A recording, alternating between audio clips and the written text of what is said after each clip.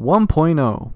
Released on August 13th, 2013, this was the first update of the game. GD was only available for mobile at the time and featured the cube and ship as the only game modes. It had 7 levels and an editor where you could make your own levels, upload them to the servers, and download levels from other people to play. It also had difficulties to assign for each level, ranging from easy to insane. It was a pretty raw update compared to what we have today, but as a first released, it was solid compared to the other mobile games. 1.1. Released on September 10th, 2013, it added the new level Time Machine, which introduced the new mechanic from the update, mirror portals. These turned out to be kind of pointless in the game and were pretty disliked by the community. 1.1 also added the ability to comment on user levels. A minor version, 1.11, added every play, a system that lets you share level replays. It was fairly popular for a while, and you can still see it in older replay videos. Unfortunately, every play was discontinued in October 2018 because fewer and fewer people were using it. 1.2. Released on October 14th, 2013, it introduced the 9th main level, Cycles, which featured the brand new game mode, The Ball. It's similar to the cube, but instead of jumping when you tap, it switches gravity. Interestingly, in Geometry Dash Lite's patch notes, 1.2 was mistakenly called 1.13. 1.3. Released on November 20th, 2013, it finally added blue pads and blue orbs to the game. It was the first major update to include new decorative blocks, such as floating platforms and clouds, all featured in the 10th main level added in this update, X-Step. 1.3 also added the leaderboard system, one of the first features that made the game more competitive. Not only that, but 1.3 was also when RobTop added the demon difficulty, inspired by a level named Demon Park by M2 Cole, which was far harder than anything seen before in the game. 1.4. Released on December 26, 2013, the highlight of this update was the mini portal, featured in the 11th main level, Clutterfunk. This level also introduced new saws, mini spikes, and new blocks. Additionally, the ship now used both primary and secondary colors instead of just the primary one, along with new icons for it. Fun fact, in Update 1.41, RobTop fixed a bug that caused players with over 500 stars or 5 completed demons to crash. Imagine if something like that happened today. 1.5. Released on January 10th, 2014, its main highlight was the new game mode, the UFO. Similar to the ship, but it performs high jumps with every tap, much like Flappy Bird, and it was probably inspired by it since Flappy Bird came out nearly a year earlier. The update also introduced new blocks, all featured in the new level Theory of Everything. Players gain the ability to vote on stars and demon difficulty, as well as copy and paste in the editor. Update 1.51 came right after, fixing a bug where saving large levels would make GD crash. 1.6. Released on March 25th, 2014, 1.6 was a much bigger update compared to the previous ones. It didn't add new game modes, but it did bring 2 main levels, Electroman Adventures and Clubstep, the first main demon level in the game. These levels introduced new block types such as breakable and invisible blocks.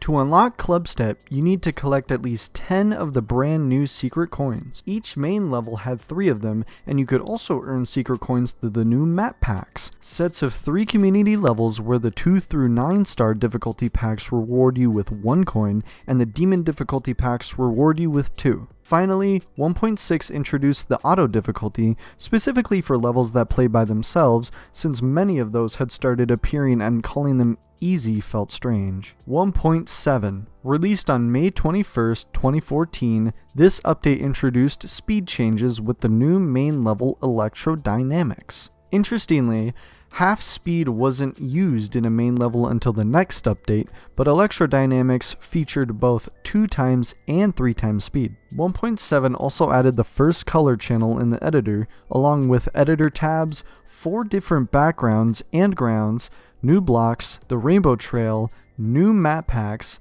search filters, and the option to allow others to copy your levels. Another fun fact, in one of the older sneak peek images previewing 1.7, A 2 times slower portal was shown, but never added to the game. I wonder if that would have made the icon even slower than the half-speed portal. 1.8. Released on August 7th, 2014, alongside the new main level Hexagon Force. This update introduced the dual mode, where entering the portal duplicates your icon with reversed colors and gravity. Both icons jump simultaneously, allowing for creative new gameplay. You could also make your level 2 player mode with the dual, giving each icon separate inputs. 1.8 also introduced slopes, new blocks, and editor features like playtesting levels, free moving objects, and flipping or rotating groups. This was also the first time we got a sneak peek image hinting at the song used before the update's release, in this case, Hexagon Force by Waterflame.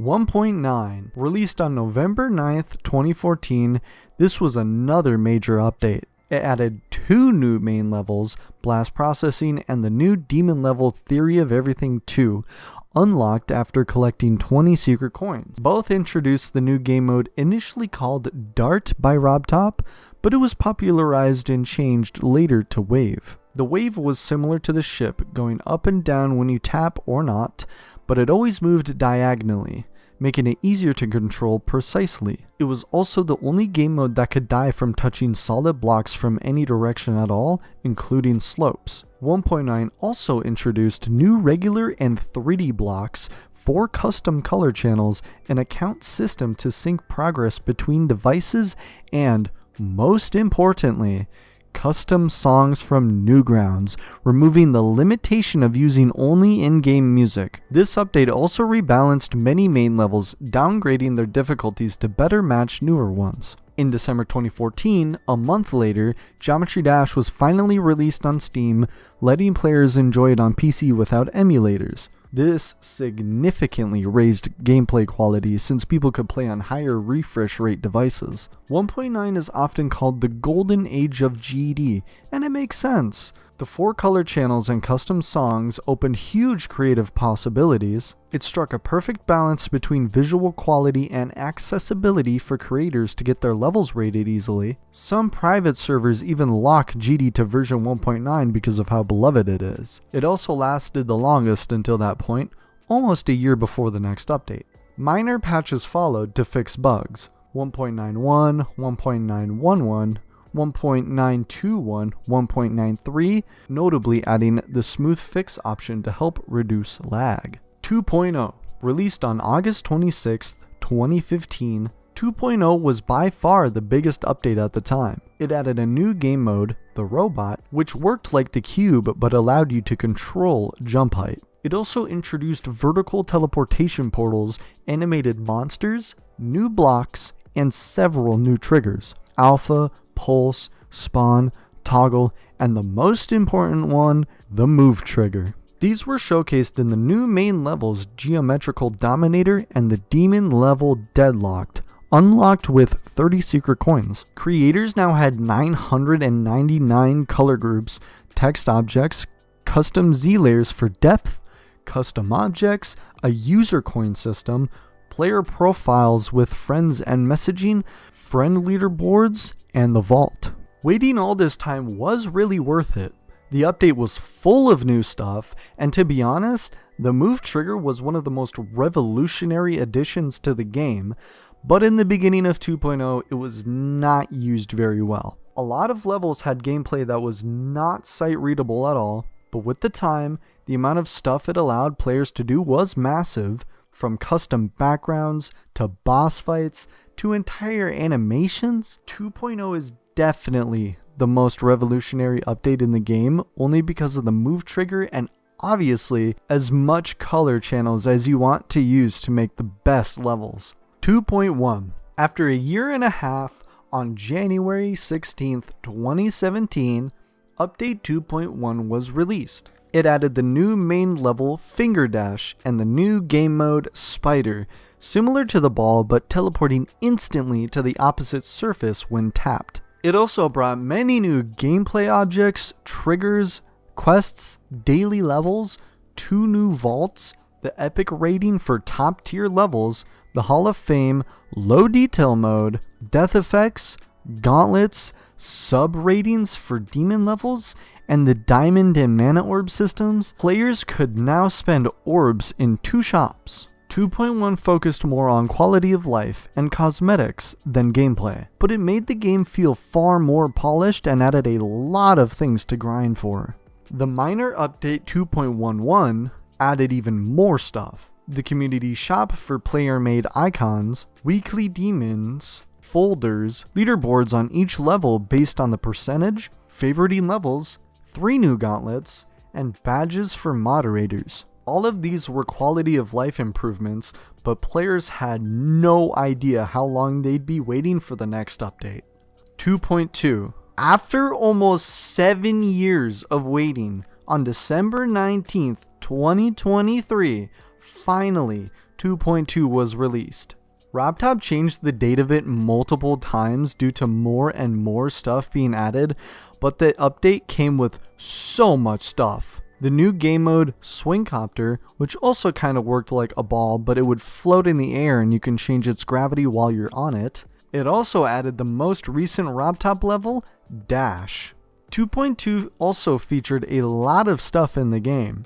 New vault, 2 new shopkeepers, an FPS bypass option on Steam, new treasure room chests, new gauntlets, a whole new platformer mode, a mode that lets you control the player freely like in a platformer game instead of auto-scrolling, which is also available to play in the tower, 4 new levels that show what platformer mode can do. In the editor, there's also so much new stuff. Free fly mode for limited game modes, spider pad and orb, which teleport the player to the closest available platform above or below, a new green portal that reverses your current gravity, 86 new triggers that includes shaders for levels, camera controls, a scale trigger, a random trigger, reverse triggers which allows the player to go backwards in a level, option triggers to control the player, a keyframe system to animate groups, time warp trigger to change the speed of a level, an end trigger, new background and grounds, new fonts, a new particle editor, over 1,000 pixel arts and blocks, an SFX trigger to play any downloaded sound effects, teleport portals can now be separated horizontally, an auto build system which automatically places custom designs of given templates, a new scale system where you can adjust length and width separately, and so much more.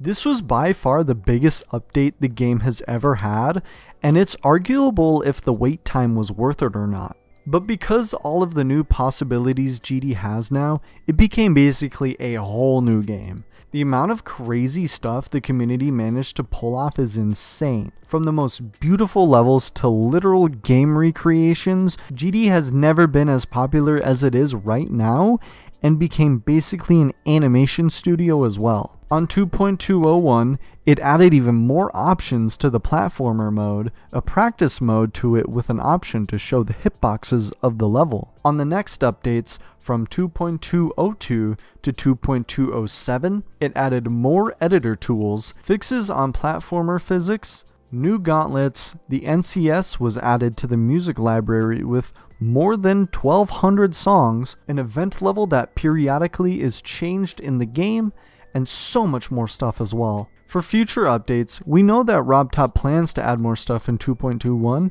such as explorers, a new demon main level, the map, which will contain user-created platformer levels, a second floor to the tower, custom keybinds, more upgraded UI for the editor, and versus mode will likely be added to 2.21, where you are going to be able to race other people in levels. Siri. For years, the Geometry Dash leaderboard has stayed pretty stable, with top players holding their spots for long periods of time. But in the very first months of the game, the number 1 player would change constantly. That was until a brilliant Korean player arrived and held the crown for quite a while. Siri. In January 2014, Siri took the number 1 spot on the global leaderboard with over 2,000 stars. Not only that, but he also became the first victor of the insanely hard demons The Hell Zone and its sequel, The Hell World, even before it was rated. Siri was the first player to reach milestones like 3,000, 4,000, 5,000, all the way up to 10,000 stars, all while remaining at the very top. During his time in 2014, he also made levels of his own, such as Collaboration, which helped popularize collabs in the community, and Red World. But in October 2014, Siri suddenly disappeared. Throughout all of Update 1.9, he was completely gone, only returning once when Update 2.0 released to post a short comment on his account saying, "Sometimes," before vanishing again forever. Even during his peak, Siri rarely recorded any of his completions, which raised a lot of suspicion in the community. Looking back today, with everything we know, it's certain that Siri's achievements were hacked. We need to remember that back in 2014, Geometry Dash was only available on mobile, and Siri claimed to have beaten levels like the Hell series and even Silent Club in just a few days. These were levels that took years for other players to legitimately beat for the first time. There's also a screenshot Siri posted while building Red World, showing him doing a straight fly that would have been physically impossible to perform on mobile with the refresh rate he had. This strongly suggests that Siri used speed hacks for his completions. Neptune. Neptune is mostly remembered as a creator known for popularizing the famous V2 series. He recreated every main level from Stereo Madness all the way to Toe 2. He was also one of the builders who helped Siri decorate the original Red World. At the time, Neptune was also considered one of the best players because he verified his own levels, and they were among the hardest in the game. Levels like Necropolis, Deadly Clubstep, and Toe 2 V2 earning a strong reputation as both an amazing creator and a skilled player. Everything changed in June 2015 when a player named Axum uploaded a video exposing Neptune. In the footage, the saws inside his levels would suddenly change the direction of its rotation when he entered certain portals, which was a clear sign that the runs were spliced and put together. After that, Neptune tried to deny the accusations by commenting on his YouTube channel, but the evidence was too strong. Eventually, he stopped responding, quit the game,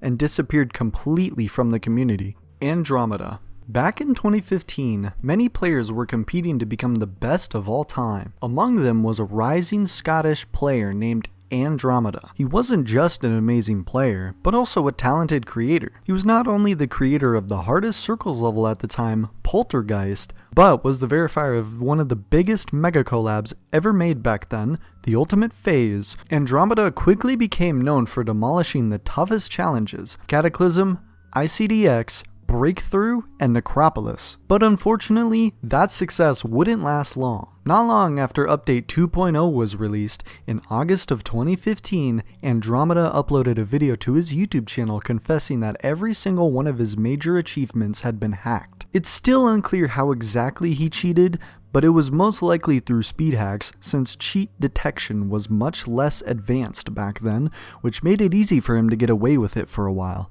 But the story doesn't end there. After his confession, Andromeda decided to keep playing the game legitimately. Over the following months, he managed to redeem himself with the community by rebeating every single level he had originally hacked. Even though he eventually fell behind the newer top players as the game evolved, Andromeda remains one of the most memorable figures from Geometry Dash's early history. Cyclic. The first time he caught attention from the community was when he posted a screenshot reaching 50% on Cataclysm, the hardest level at the time created by G-Boy, which didn't have any victors yet. Later, he managed to reach 86%. Many players were racing to be the first to complete it, but Cyclic would end up being the first one to beat the level. Not long after, Cyclic also completed ICDX. Those were the two biggest achievements at the time, but it was clear that it wasn't enough for Cyclic. He started to feel pressured because many of the top players were coming up with their own levels, Riot with Bloodbath, Andromeda with the Ultimate Phase and Poltergeist, so he had to create one himself. Still in 2015, he created the hardest 9 circles level by far, Sonic Wave, which competed with Bloodbath as the hardest level at the time. It was rated for a short amount of time, but then unrated because Cyclic didn't have a verification video claiming that he didn't record it. After that, he kept completing levels like Abyssar Phantasm and New Cataclysm, and in March 2016 he previewed the Hell Zone, a remake of a 1.2 Extreme Demon that Siri had hacked in the past. But that was when Cyclic's story took a turn. In his verification video of the Hellzone, there was a frame where his icon disappeared, suggesting the use of start positions in the video. The very next day, Cyclic posted a message admitting and apologizing, saying that both the first and second versions of the Hellzone had cuts in the videos and were hacked completions. That shocked everyone, including Riot, who confronted him on Skype at the time. It was there that Cyclic confessed to everything. Every single one of his completions was hacked. Cataclysm, A Bizarre Phantasm, Sonic Wave, all of them. He would later come back to join some collaborations, like making a part in Misanthropy and participating in 2024's Doggy December, but he never truly returned to the community. Anaban and Team Hacks. This is the only case that someone wasn't hacking the game pretending to be good, but actually hacking into the game's servers. It all started with a secret group called Team Hacks. At first, the group claimed they just wanted to improve the game. They were responsible for tools in the game that we use, like the Unlimited Objects hack, but that quickly changed. They began creating cheats like noclip and speed hacks, tools that gave players unfair advantages, so in response, RobTop tried to patch the exploits, but every time he did, the team managed to find another way to implement them, until RobTop finally gave up to work on other stuff like the next updates. Things got worse when a programmer named Anaban found vulnerabilities in the game that allowed him to break into well-known player accounts. EVW, Viprin, Michigan, and even RobTop's account. He ruled the game and could update any account he wanted, including their levels. RobTop managed to fix it, and Anaban's last act was updating Bloodbath to his last message. Hacking this game was fun, but this is the last time you'll hear from me. Some will be happy, others might not be. I just want to say one more thing. If you have a dream or a goal that you might have thought to be impossible at one point, don't give up on it. Achieve that goal. Goodbye. After that, in February 2017, a mysterious streamer named the Hacksor27 started broadcasting live on Twitch, hacking into dozens of Geometry Dash accounts right in front of everyone. During these streams, he broke into many profiles, showing he could do whatever he wanted. The Twitch account was banned shortly after. Eventually, it was revealed that Hacksor was an old member of Team Hacks that took advantage of unencrypted passwords. He merged thousands of guest accounts into a single one named Team Hacks. This caused many old levels to be stolen and reassigned to the Team Hacks account, even the daily at the time. Also, the password of a lot of accounts was leaked in the process, leaking a lot of levels that were not out yet, such as beta versions of Finger Dash, Low Death, and Black Blizzard. RobTop had no choice but to shut the servers down completely to fix the damage. He started restoring some of the most important accounts, but it was already too late. Some accounts were lost forever and some started to be run by impersonators. That caused a bunch of creators that didn't have their account restored to quit the game, like Team N2 did. Fortunately, RobTop managed to increase the security of the servers significantly, preventing any attack of this magnitude from happening again. Noctify. Just like Siri, Noctify caught the community's attention by star grinding. Back in 2017, he managed to get 20,000 stars in 3 months and became the top 1 player on the leaderboards. But not only that, he was also an insane player, beating stuff like Sakubin Hell and Red World Rebirth. But everything he built up went down with one level, Zafkiel. Zafkiel was a level both Noctify and Darwin worked on, and it was a top 5 at the time. But when Noctify's verification video came out, there was a huge problem. There was a very suspicious freeze with a black screen near the end, implying he cut the video. Soon after, Noctify would claim he beat Death Corridor Z, Artificial Ascent, and some other super difficult layouts. But here's the thing, all of them had insanely suspicious stuff. It got to the point that a lot of famous figures from the community, such as Riot and Tosh Deluxe, reunited to make an exposal video about him. In summary, his Death Corridor video probably used a macro, his Artificial Ascent video, which he beat on his first attempt, showed more jumps in the end screen than you can actually do in the level. His Zafkiel video had a point where the background cut and changed position. One of his icons in the duel of Sakubin Hell didn't move, implying it was an invisible semi-auto, and he even claimed claimed that he died at 98% on the health factory, which is impossible, since the max you can die at is 97. It's kind of funny looking through it, because it really seems that Noctify wasn't trying to hide he was cheating at all. It was so clear and some stuff was so obvious. In response, Noctify tried to deny everything, either making dumb excuses or just saying it was a bug. At this point, basically the entire community was against him, and even RobTop himself banned him from the leaderboards and changed his name to Hacktify in GD, which is pretty funny to be honest. Finally, Noctify gave up and admitted that every major achievement he had was hacked. He changed his name to Noctalium and quit the game a few years ago. Tosh Deluxe. Yes, the same Tosh Deluxe that helped expose Noctify. In 2017, he verified the top 5 level Devil Vortex, which was a huge accomplishment for him since he had never beaten anything this hard before. It raised a lot of suspicion. One day, Nepesta made a video pointing out something extremely weird in Tosh's copy of Devil Vortex. It had this bizarre pattern of saws with 54 objects in total at the very top of the level, which no other version of the level had. Nepesta also found that there were exactly 54 clicks in the level that could fake an auto with blue pads, suggesting Tosh verified it in a semi-auto version and put those saws there just to keep the same amount of objects in the level. In response, Tosh made a video saying that the saws were just objects he was using to buff the level, and that Nepesta's video had nothing but assumptions and no solid evidence against him. Nepesta brought a lot of his friends like Technical, Golden, and the entire Demon List moderation team to try to expose him, and this discussion lasted for a long time, for years without a conclusion. Until 6 years later in 2023, when the YouTuber Cyclic found irrefutable evidence. In the section of the wave in Tosh's gameplay, there was a point where the wave touched the ground and particles appeared. The thing is, in low detail mode, which Tosh was playing on, the only way for those particles to appear was if the wave touched a blue pad, not the floor itself, confirming once and for all that Tosh had cheated and used a semi-auto version to verify it. And finally, the case was solved. The guy who previously helped expose a cheater became the cheater himself. Space UK. Space UK was one of the biggest prodigies the community had ever seen. He started playing in 2020 and his 5th demon was already the top one at the time, the Golden, which he managed to beat in just 3 to 4 months of playing. After that, he kept beating extreme demons like they were nothing.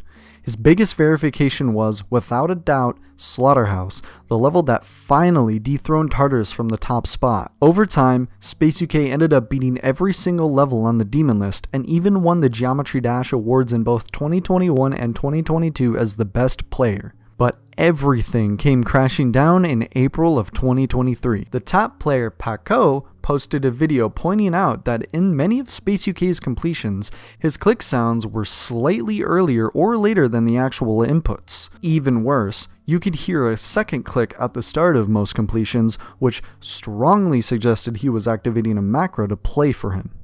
After that, Space UK admitted that every single one of his Demon List completions was hacked. He had used a simple macro tool called Zbot, and for over 2 years, he managed to fool the entire community. Space UK's cheating was far more impactful than any before.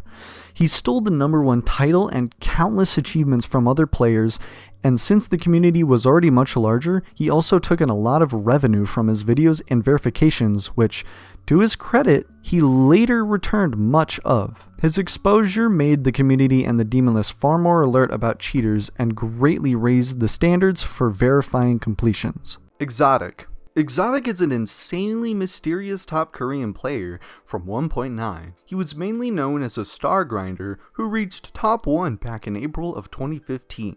At the time, so many players noticed how strange his progression was. You'd even have big figures of the community that got involved, like Sean, who was the host of Phobos, and Zobros accusing him of hacking his stats, claiming that they saw Exotic getting 40 demons in 20 minutes. After all the accusations, suddenly, Exotic's GD account just disappeared from the servers. It was not only gone from the leaderboards, but you couldn't even find it searching by his username. Exotic went silent, but the next event would shock the entire community. At the time, there was a virus called MERS, short for Middle East Respiratory Syndrome, spreading through South Korea in October of 2015. Exotic changed his Twitter account username to Goodbye to All and posted the following message. Okay, this is my last tweet.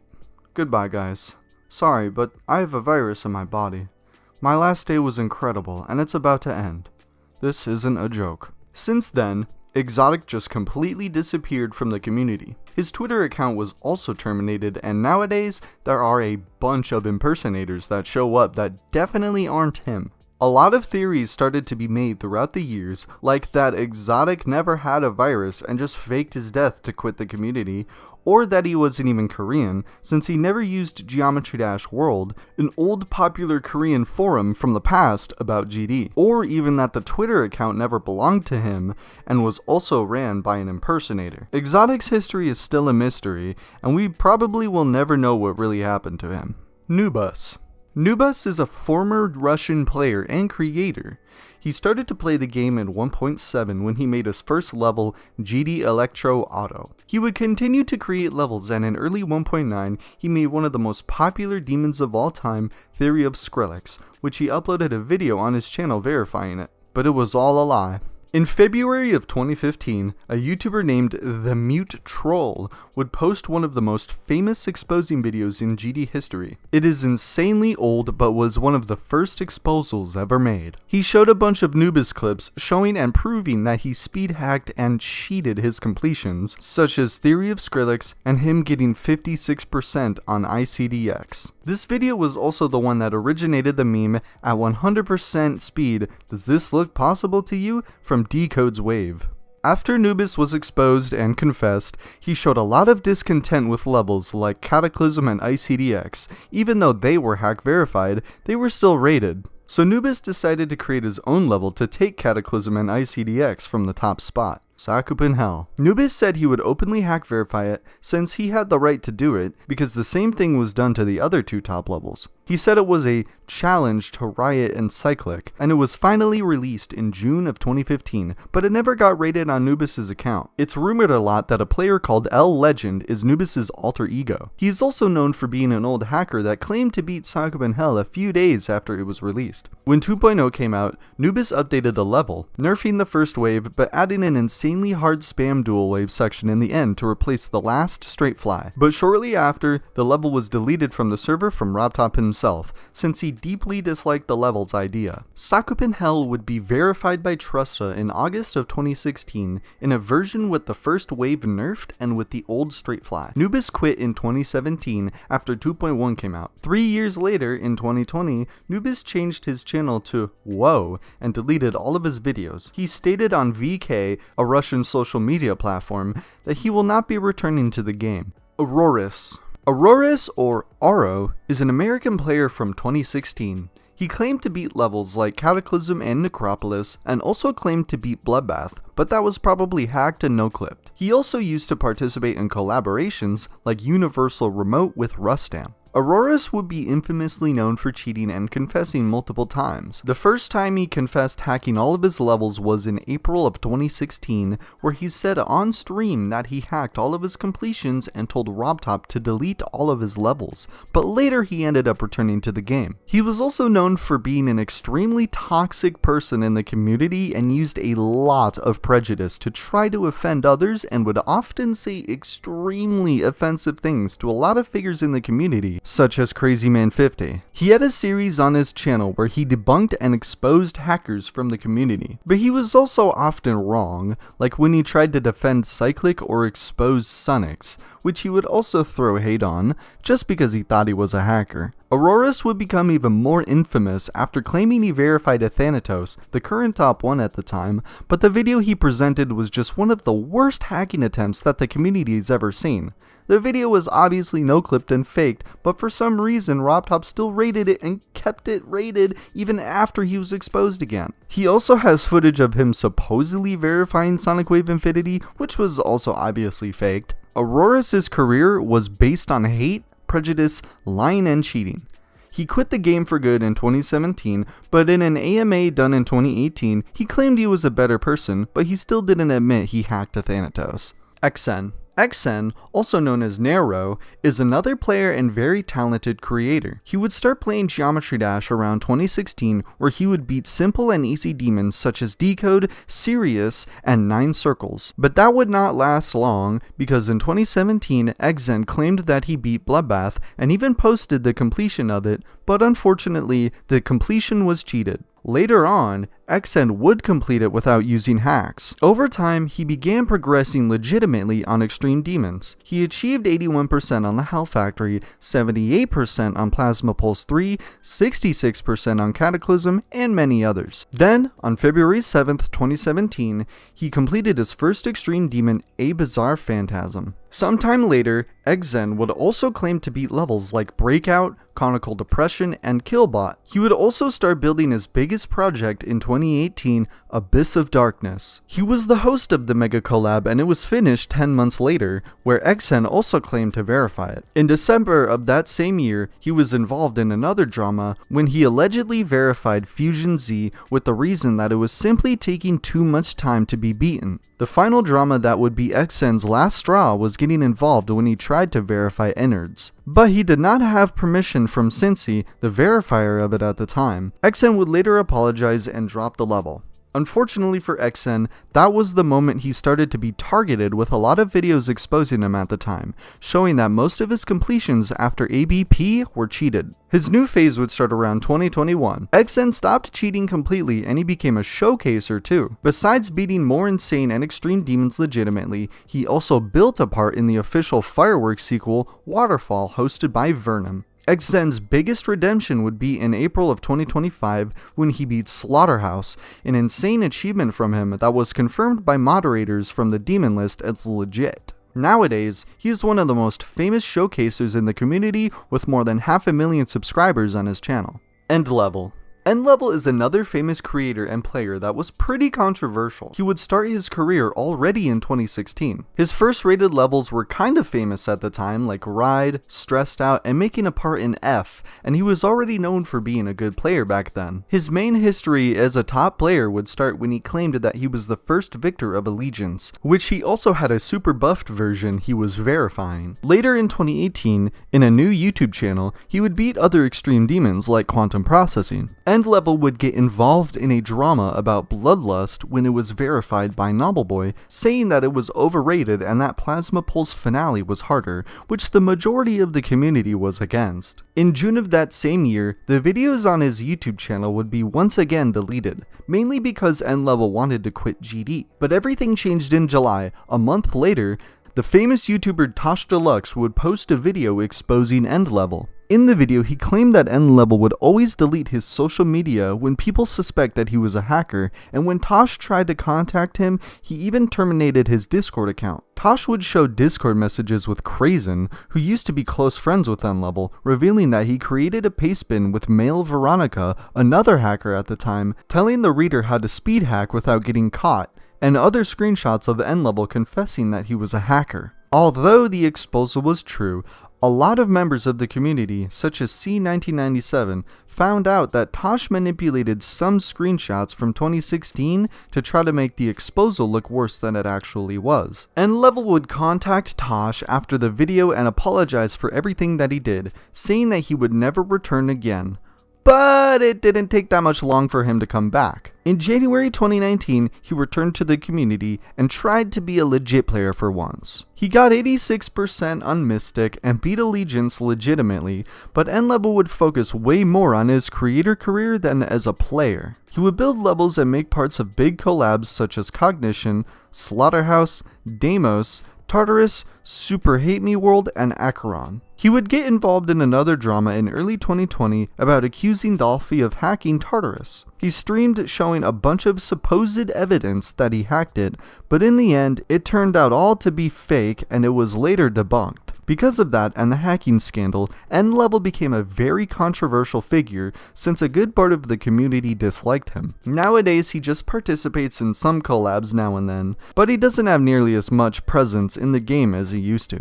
Xander. Xander556 is a top player that started to play the game around 2016. He posted a lot of demon completions on his channel, but he truly started to grind the top levels around 2018, where his most notable completion yet was Artificial Ascent. The most infamous point of Xander's career was definitely the Zodiac Scandal. Zodiac is a mega collaboration initially hosted by Rico LP, which dropped it because he was quitting GD. The level hosting was passed to Leo Creator X, but he dropped it once again due to lack of motivation. Zodiac was passed to Bionox as the third and final host, who was really determined to finish the level and publish it. When it was finally over, the level went through multiple verifiers such as Wushi999, End Level, Benji8080, Diamond Splash, and finally, it was passed to Xander as the final verifier. In January 2019, Xander posted a video of him verifying the level after more than 60,000 attempts. Xander didn't stream a single time playing Zodiac, didn't have the raw footage, and the video he posted didn't have any clicks, but even with that, little to no suspicion was raised towards him about it. In June, 5 months later, Xander would drop a bomb in the community by posting in his YouTube community tab that he hack verified Zodiac and also cheated on many of his achievements at the time. Xander mainly used speed hacks, and funny enough, he used N-Level's method of hacking that he posted on his pastebin, which was a method basically impossible for the Demon List team to detect with the rules of it at the time. Everyone thought the level would be unrated after his confession, and handed it to Technical, the real first victor of the level. So with that in mind, Xander updated Zodiac to Satcher's Bob by Sat Squad, a controversial level mainly due to its extreme hate speech from the uncensored version. Zodiac was then updated once more to an impossible joke layout with a remix of The Simpsons opening, when RobTop decided that instead of just unrating the level, he would revert it back to the original Zodiac. Months later, in October, the level was transferred to Bionox's account. The community feels very little resentment towards Xander and mostly respects him, since his hacking scandal led to stricter Demon List rules, including requirements such as click sounds and raw footage. After that, Xander became a legitimate player and kept beating extreme demons and even verified some projects like Junk Realm by Hell Pegasus. Demon World. Demon World is the 9th demon ever released in the game, created by Super Hexagon, and it was likely hacked, simply because it was too hard for its time, even though it is a medium demon in today's standards. Remember that we are talking about late 2013, where Geometry Dash came out only a few months ago, so everyone was just kinda bad at the game. And we are talking about an era when GD was only available on mobile, so the game was even harder. Also, Demon World used to have a secret way around 43%, but that secret way would lead the player to a straight fly, which interestingly was the first ever straight fly made in a level. That time was also the time where a player was the closest to 100%ing the game. The OG player PissMC only had Demon World left to complete every single rated level in the game, but unfortunately he didn't do it because the level was simply too hard. Stereo Demoness. Originally hack verified by Majako in February 2014. This level was one of the first to have crafted art pieces and structures, and although they were simple, they inspired more complex structures in later updates. Stereo Demoness was considered impossible when released in 1.5, but in 1.8, Majako updated and nerfed some of his levels. Back on Mountain, Apologeist, Triangle Out, and Stereo Demoness itself, where it was downgraded from an extreme demon to an insane demon. The first legitimate victor of the nerfed version was Crack, and the first victor of the unnerfed version was PG Dillon after more than 7 years since its release. Silent Club. Created in 1.5 by Play, also known as Black P2S Full, this level is the one that started the silent trend, which consists of impossible/extremely hard levels. The level was published on April 1st, 2014, suggesting an elaborate April Fool's joke, and RobTop ended up rating it later. It was the first demon to be at number 1 in the early era of the Demon List back in 2014. Its supposed victor was Siri, which claimed to beat it only 1 day after it was released, even before it was rated. But that ended up being false, since Siri would be exposed as a hacker in the future. After almost 6.5 years later, Luquilizer verified the unnerfed version in October 2020. He accomplished this on the 1.9 Geometry Dash private server, since the unnerfed version did not work in 2.1 due to broken layered orbs. In early April of 2021, he verified it once more in the original servers in a fixed version, which ended up getting raided. Ice Carbon Diablo X. Commonly abbreviated as ICDX, it was created and hack verified by Roadbos in May 2014 in version 1.6. It's a remake of Roadbos' old level Ice Carbon Demon X and the final level from the Ice Carbon trilogy after Ice Carbon Zust and Ice Carbon Chaos. ICDX kept unbeaten for more than a year until May 2015 when Riot was the first victor of it. A fun fact is that Roadbos, aka Road Killer, recently beat ICDX legitimately for the first time in August 2015, 11 years after verifying it with hacks.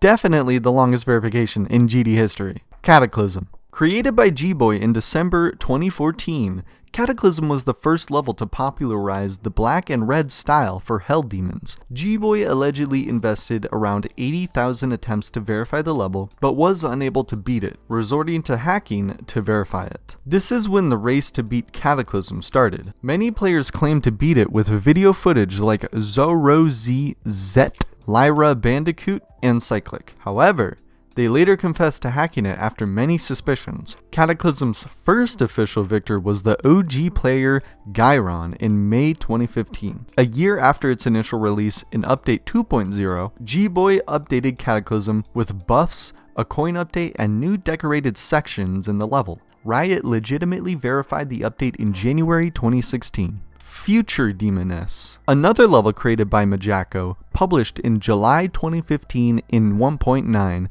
but it was once again nerfed by him due to allegations of him hack verifying the level. Future Demoness's original song was The Quick and the Dead by Rude Brat, but it got removed from Newgrounds due to copyright, so Majako replaced it with Supernova by Xtruler so it could be rated again, but because of that, the level is not accurately synced with the song. The first victor of the nerfed version was Koreaquer in August 2015, and the first victor of the unnerfed version was Atomic in October 2016. Sonic Wave.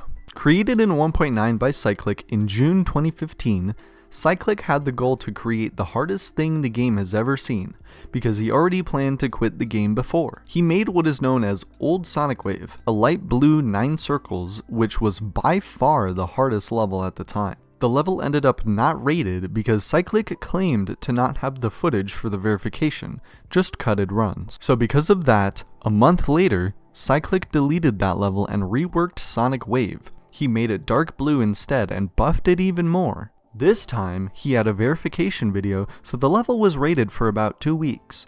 Some people accused Cyclic of hacking, so in response he replaced the level with a Back on Track remake known commonly as Cyclic on Track. Sonic Wave was unrated, and shortly after, Cyclic confessed he hacked every single one of his achievements in the game, quit Geometry Dash, and deleted his YouTube channel. After all of that, a race to beat Sonic Wave began, so many top players were invested in being the verifier of the level, with the most infamous fail being Mafiwi's 98%. No! Until finally, in November 2016, SunX beat it, and the level was finally re-rated on his account. Fexty.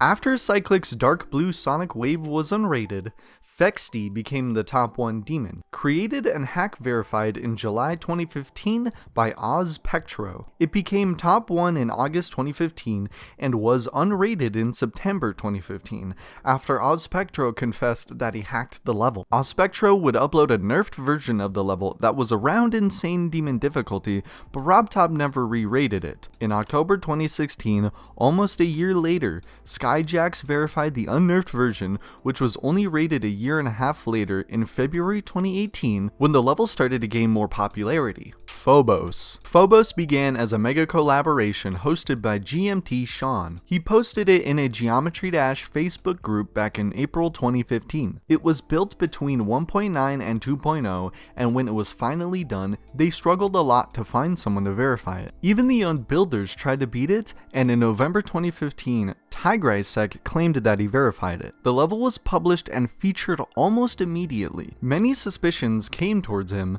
especially with the speed he did it. So when he was about to get exposed, he decided to update the level with a free version and the message, "Have fun. Sorry for hacking this. We, the Phobos team, wanted it to be out as fast as possible. And it all went wrong. Once again, sorry. Tigris Sec changed his mind and returned the level, this time in a nerfed version. The level remained rated, but later on it got unrated and was deleted from the servers. Months later, in May 2016, Carmel, known as CrazyMan50 at the time, would take the project and verify Tigris Sec's nerfed version where it got rated again. Stormfly became the first legitimate victor of the original unnerfed version of Phobos in April of 2021, 6 years later. Athanatos, created in November 2016 by Xenity, Herzillo, and Galo, it was claimed to be verified by Aurorus after 40,000 attempts. Later, it was proven that its verification was hacked. Despite that, the level remained rated on Xenity's account. SunX was the first legitimate victor of it in the same month,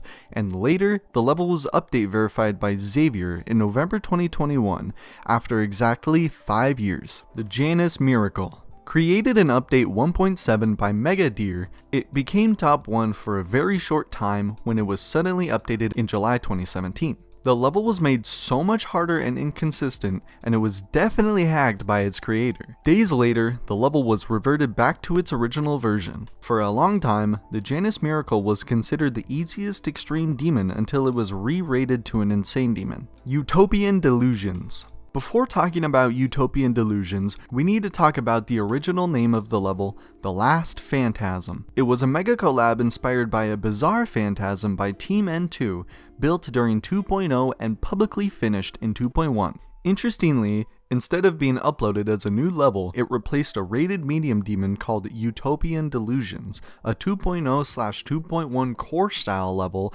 that was later re-uploaded in another account. Before becoming the last Phantasm, the same level ID of the original Utopian Delusions was even hack updated into a free 10-star level. Years later, the player Sashaz verified it in a version that fixed the level, but it was never rated. Battle of the Shades. Battle of the Shades was originally uploaded in October 2015, created by GD Virus. It was just another average rated demon level, but it ended up receiving some negative feedback due to its decoration not being the best. In response, Virus thought it was a good idea to just update the level entirely with a new song, gameplay, difficulty, and decoration. This would be known as the Phase 2 of the level. Then, once again, Virus decided to completely update the level. This time, it was a level with 1.0 decoration and an insanely hard difficulty, which was probably worthy of being the top 1 at the time. But the thing is, it was clearly hack verified since Virus was not a top player, which made the level get banned from the demon list, but RopTop still didn't unrate it, probably because he wasn't aware of it. This created huge drama in the community if creators should be allowed to update their levels after they were rated, and a big part of the community was against Virus. Phase 3 also created a mini race to beat the level between skilled players at the time. Phase 4 was shortly released after Phase 3, which was just an undecorated layout. But what screwed Virus was the fact that the level had a secret way. It was a planned secret way which was supposed to kill you at the end, but with a well-timed jump, you could go over it and complete it basically for free. The level was quickly updated to fix it, but it was too late. RopTop unrated the level right after. When the level got unrated, Virus updated to a level with a 1.5 minute poem, and finally, at last, Phase 5 was uploaded in early 2023. It contains a very glitchy decoration, and it's the hardest of all phases, most likely impossible, and probably will never be beaten. Metaman RB was the first victor of Phase 3 in December 2018. Zodiac. A mega collaboration organized in 2017 by Bionox. The level went through multiple verifiers that dropped the level until Xander supposedly verified it after 60,000 attempts in January 2019. But 5 months later, in June, he confessed to hacking the level, making Technical the verifier since he was the first one to beat it on April 9th, 2019, which put him on the map as the best player in Geometry Dash at the time. On May 21st, 2024, the original unnerfed version of Zodiac was verified by the player Nebnoob after 179,000 attempts. Slaughterhouse. Created by Iced Cave and finished in 2021, It was heavily inspired by his old impossible level, also named Slaughterhouse. The level went through multiple verifiers, but due to a lot of them dropping the level, Iced Cave decided to make the verification a race, buffing the level even more. Top players such as Zany, Trick, and Photonic participated in it, but in October 2021, the top 1 player, Space UK, was the one that verified it. To much of the community's surprise, in April 2023, 1.5 years later, Space UK was exposed for hacking all of his achievements, including his Slaughterhouse verification. Doggy, who was the first victor of the level after beating it in December 2021, was crowned as the verifier. Geometry Dash. The classic Geometry Dash we all know. Released in August of 2013, it was initially called Geometry Jump, but later rebranded. RobTop took great inspiration in the Impossible game,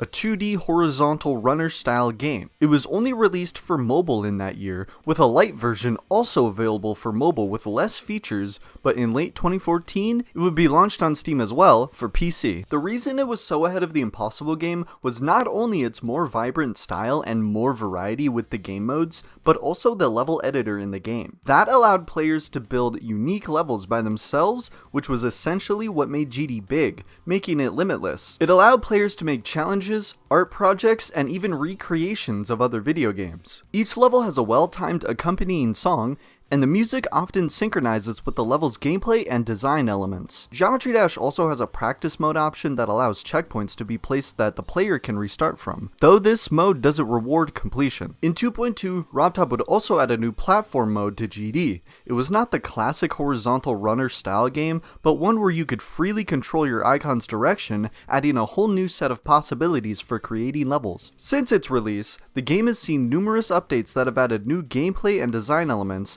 levels, icons, and features, and nowadays it contains 22 main levels, 4 platformer levels, and countless online levels. Geometry Dash Meltdown. Geometry Dash Meltdown is the first spin-off from Geometry Dash. It's a free ad-supported app only available for mobile that includes 3 new main levels: the 7 Seas, Viking Arena, and Airborne Robots. Every song of this spin-off was made by F777. The ability to transfer certain unlockable data over to the full version through user accounts is also available for it and all the other spin-off games. A fun fact is that the spin-off games make RobTop way more money because of the ads, and he even plans to release a new one in the future. This and the next spin-off game didn't show anything new that could be made in the game at the time, and it was mostly just to promote the main game. Geometry Dash World. The second spin-off game, released in December of 2016, also for mobile only and also free ad supported. It features 10 exclusive short levels between 30 to 40 seconds long, which must be played in sequence, split into 2 worlds, Dashlands, and Toxic Factory, consisting of 5 levels each. The game is a downsized build of the full version of Geometry Dash, and has twice served as a preview for some new content in an upcoming update of the full version. First with the initial release prior to 2.1, and again with an update prior to 2.2. In addition, once all main levels have been completed, you gain access to user level selections including the daily level, the weekly demon, and other featured levels. Geometry Dash Sub-Zero. Geometry Dash Sub-Zero is the third and until now, the last spin-off game that was released. It was released in December 2017 and contains 3 new exclusive levels: Press Start, Knock 'em, and Power Trip. Sub-Zero would be known for being the first spin-off game with actual exclusive stuff, since all the levels were built with 2.2 features such as camera controls and reverse directions, which weren't a thing since the GD version at the time was 2.1. Sub-Zero would also be infamously known because it got its coins updated. 5 years after the game's release, the YouTuber Colin made a video talking about how bad the coins in Sub-Zero were. The video was kinda joking but also kinda true and went viral. RobTop himself saw the video and even commented on it agreeing with the video, and because he already had to update the game because of the changes in policies in the Google Play/App Store, he took this time to update most of the coins and make them way better. Boomlings. Before Geometry Dash came out and became RobTop's main game, he had some other attempts of success that unfortunately didn't work out. Boomlings is the most famous one out of them. It came out in late 2012 and it's a game extremely similar to Candy Crush, but you have those squares with faces called booms that you have to match to earn points. It had a lot of different gimmicks like those skulls, stones, bombs, freeze bombs, and pipes that would spit more booms that made the game even harder. It also had a system where you would buy a bunch of skins with real money, as well as power-ups that allowed you to do stuff like cheat death or get more gold. I guess we were all glad that RobTop didn't transfer that to Geometry Dash. Boomlings also had leaderboards at the time with people's high scores and stats. Boomlings was also nominated for the best mobile game in the Swedish Game Awards in 2012. Unfortunately, in 2014, RobTop couldn't afford a second server for Geometry Dash, so he deleted Boomlings off the App Store and ran the Boomlings server to Geometry Dash. But you can still download the game nowadays with an ABK if you really want to. Also, Geometry Dash nowadays has some Boomlings icons that you can unlock and play with, which is really cool. Boomlings Matchup, a sequel game of Boomlings made in 2013. This was the last game RobTop developed before Geometry Dash, around 6 months before it. It was pretty similar to the original in terms of looks, but took more of a direction of a puzzle game where you would see an image and had to replicate it in the least amount of moves possible, moving the boom's rows around the board. It had a bunch of levels, worlds, and modes that made the game even harder. The higher the world number is, the bigger the board was, and the higher the mode was, the more colors there would be. And if you could do it in the least amount of moves possible, you would get 3 stars in that level. The game was definitely rushed just to release something for the Boomlings fanbase at the time, and it is pretty forgettable. Memory Mastermind. Released in January of 2013, it's kinda similar to Boomlings Matchup's idea. It has modes, levels, and worlds. As the name suggests, the game revolves around memory. In the arcade mode, those spheres are going to appear, and when you are ready, you have to click where you remember they are. If you wait too much time, you lose stars, and if you miss too many times, you fail that level. Just like Boomlings Matchup, the board gets bigger and the game gets harder the more you progress. And just like the original Boomlings, Memory Mastermind would also have stuff to buy. Half of the levels, called areas, could be unlocked in a section called Premium that you can only acquire with real money. The color mode is the same deal as the arcade mode, but you also gotta remember the colors of each sphere, not only where they were, making the game even harder. And there was even a challenge mode that would show you different arrows and symbols that would require you to move the spheres set up to where they would tell you to. It's a very fun game overall and great to challenge your brain. Forlorn. Around 2012, before becoming RobTop, Robert operated Rune Digital Games with 2 other friends. While there, they would make 2 games. Forlorn was one of them. It was a full adventure mobile game and honestly pretty well made for the time. You control this mage guy here and you have to travel through multiple areas while fighting enemies and bosses. It had great potential and it's pretty sad that it was discontinued. The game was so good that it won the Swedish Game Awards from 2012 as the best mobile game. Besides controlling the mage, you would have a health bar, could throw fireballs at the enemies, use items such as potions, and even a sword that you would eventually get to attack enemies while being melee. This game was definitely an inspiration to GD's platformer mode, since you would even have a section pretty similar to the fire in the hole part in the main level, the sewers, where you pass the stage in an elevator. Unfortunately, with the group separating and with the time, the game was discontinued and the files of it were lost, making it pretty much unplayable, until 2023, where a beta testing program called Test Flight was leaked, and a bunch of games were available from that time to the public, including some older versions of Angry Birds and Forlorn itself. But there was a problem. The file type of the games were in .ipa, so you could only play it if you had an old iPhone. Colin also would make a live stream playing the game, and you can watch the entire playthrough on his channel. Kingdom Escape. Kingdom Escape is the second game Rune Digital Games made, and only from watching its gameplay, you can already see some Geometry Dash inspiration from it. The lore of the game is basically that you are running from a princess that was turned into a monster. The game was never officially released, but recently we got some concept art and videos from it from one of the developers that worked with RobTop on it as well, like other designs they planned for the monsters. The game had a lot of mechanics that we can see in GD nowadays. Besides the 2D horizontal runner style game, it even had stuff like gravity changes and spikes. Unfortunately, you cannot play it nowadays, and there's no ABK version of it or anything like that. Bounce Ball Thingy. Bounce Ball Thingy is the first known game that Robert developed in around 2010. As the description of it mentioned, it was just a test game he did on Flash. You have to control this ball and go through the platforms to reach the end. Just like Forlorn, you can also see GD's platform mode even took some inspiration from its initial mechanics. Playing with the ball, you'd have some different obstacles like lava and those evil twin brothers. The game is insanely short, but a very fair prototype for his developer career. The first top players. Back in the early days from update 1.6 to early 1.9 around 2014, there wasn't nearly as much competition for the top spots as we see today. That's why it's a bit hard to say exactly who the best players were, but we do have some names that might sound familiar: Andromeda, Neptune, Siri, Zobros, and Alex Payne. These were the first players who started beating the early Insane and even the first Extreme Demons in the game. Unfortunately, all three of the Korean players ended up being exposed as hackers later on, since cheating was much more common back then. That left us with Alex Payne and Zobros as the first legitimate top players. Especially before early 1.9, both of them were already making huge progress in Iconic Demons. But everything would change with the arrival of two players who took the game to a whole new level. Riot vs Cyclic. In December 2014, G-Boy posted a preview of a new insanely difficult level called Cataclysm. When it was finally uploaded in 2015, many players rushed to try it, but by April, a promising Korean player named Cyclic posted a screenshot reaching 50% on the level, and later, he managed to reach 86%. At the time, several players were racing to be the first to complete it, including Smokes, Sandstorm, and of course, Riot, who had already shown his skill by becoming the second person to beat Deadly Clubstep. Cyclic would end up being the first one to beat Cataclysm. Soon after, Riot would also beat it, and on top of that, he became the first victor of Ice Carbon Diablo X, an old 1.6 level once considered impossible. Not long after, Cyclic also completed it.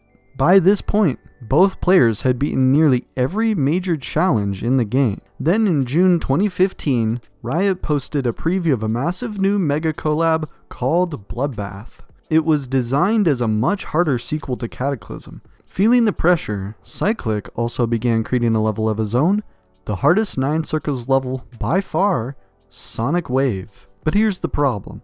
When Cyclic verified it, he claimed he didn't record his full run, and instead, he uploaded only cut sections on his channel, which raised a lot of suspicion, especially considering how fast he supposedly verified it. Because there was no real verification video, Sonic Wave ended up unrated. Meanwhile, in August 2015, Riot officially verified Bloodbath, a level that would remain unbeaten for 7 months. Cyclic, on the other hand, kept completing levels like A Bizarre Phantasm and New Cataclysm, and in March 2016 he previewed the Hell Zone, a remake of a 1.2 demon. But this is where everything changed. In his verification video of the Hell Zone, there was a frame where his icon disappeared, suggesting the use of a start position in the video. The very next day, Cyclic posted a message admitting and apologizing that both the first and second versions of the Hell Zone had cuts in his videos and were hack verified. That shocked everyone, including Riot, who confronted him on Skype at the time, and it was there that Cyclic confessed everything. Every single one of his completions was hacked. Cataclysm, A Bizarre Phantasm, Sonic Wave, all of them. After that, Cyclic deleted his channel and Riot realized the truth. He had been the top player all alone the entire time. No, it cannot be real. I've been competing with a hacker the whole time. What is the point? What is life? Riot's last big completion during his peak was verifying Red World Rebirth. Later on, he reduced his activity due to finger pains, but not before joining one of the most important races in Geometry Dash history, SunX. With Cyclic exposed, the community's interest in Sonic Wave skyrocketed. Suddenly, a lot of top players were racing to be the first victor and verifier of the level. Among them were Riot, Trusta, and a rising player named SunX. SunX had originally gone by the name Deem when he started playing Geometry Dash, and he quickly got attention for how fast he grinded through demons. In August 2016, he beat Cataclysm and casually called it just a very hard demon. After that, he started destroying extreme demons one after another, beating Conical Depression, A Bizarre Phantasm, Red World Rebirth, ICDX, Fexty, and Bloodbath, all within about a month. He first became infamous for making multiple joke versions of Bloodbath. There was a green version, a yellow version, a blue version, and even one where every object was set to 10% opacity. After all of that, he officially changed his name to SunX and moved on to even bigger challenges. He beat Sakupin Hell, which had just been verified by Trusta, and became the first victor of Athanatos after Xenity's hacked completion. Both of these levels were already harder than Bloodbath. But then, in the span of just 1 week, SunX completely shocked the community. First, he became the first victor of Catabath, a massive 2XL level that combined both Cataclysm and Bloodbath. Then, he finally won the race for Sonic Wave. His speed was so unreal that people started calling him non-human or simply a robot. From there, SunX just harvested the entire demon list and basically every other hard level that came out. Yatagarasu, Artificial Ascent, Allegiance, Blade of Justice, Erebus, Carnage Mode, Glowy, Digital Descent, Quantum Processing, Killbot, Plasma Pulse Finale, you name it, he beat it. In December 2017, he verified Gamma, which was placed at number 4 on the demon list at the time. At that point, SunX held the longest streak in GD history. He had beaten all 49 of the hardest demons in the game. After that, he slowed down a little, but his next major challenge came in mid-2018, Bloodlust. Bloodlust had taken Nobbleboy 1.5 years and over 120,000 attempts to verify. SunX beat it in just 2 weeks, but this caused huge controversy because SunX had used an FPS bypass, which at the time was not allowed by the demon list and was considered by many to be cheating. Funny enough, today, FPS bypass is literally an official tool built into the game. After that, SunX reduced his activity again, only beating a handful of extremes and making some content over the course of a year. But in August 2019, he surprised the community for the last time by being the first victor of After Catabath, the final part of the trilogy combining Cataclysm, Bloodbath, and Aftermath into one massive level.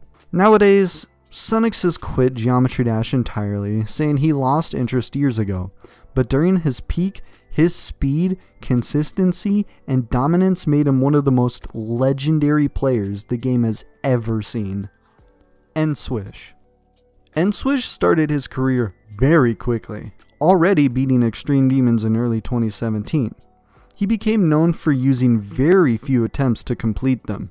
For example, he beat Zafkiel in only 600 attempts, and on the very same day, he completed Artificial Dream in just 700. His initial rise that caught everyone's attention came in December 2018 when he beat Plasma Pulse Finale in only 13,000 attempts.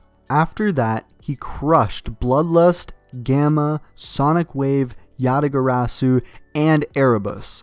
By mid-2019, he was destroying new extremes as soon as they released. He beat WoW by Trusta in just 5,000 attempts, followed by Koareta, Crimson Planet, Zodiac, Lucid Nightmares, Deimos, and Arctic Lights.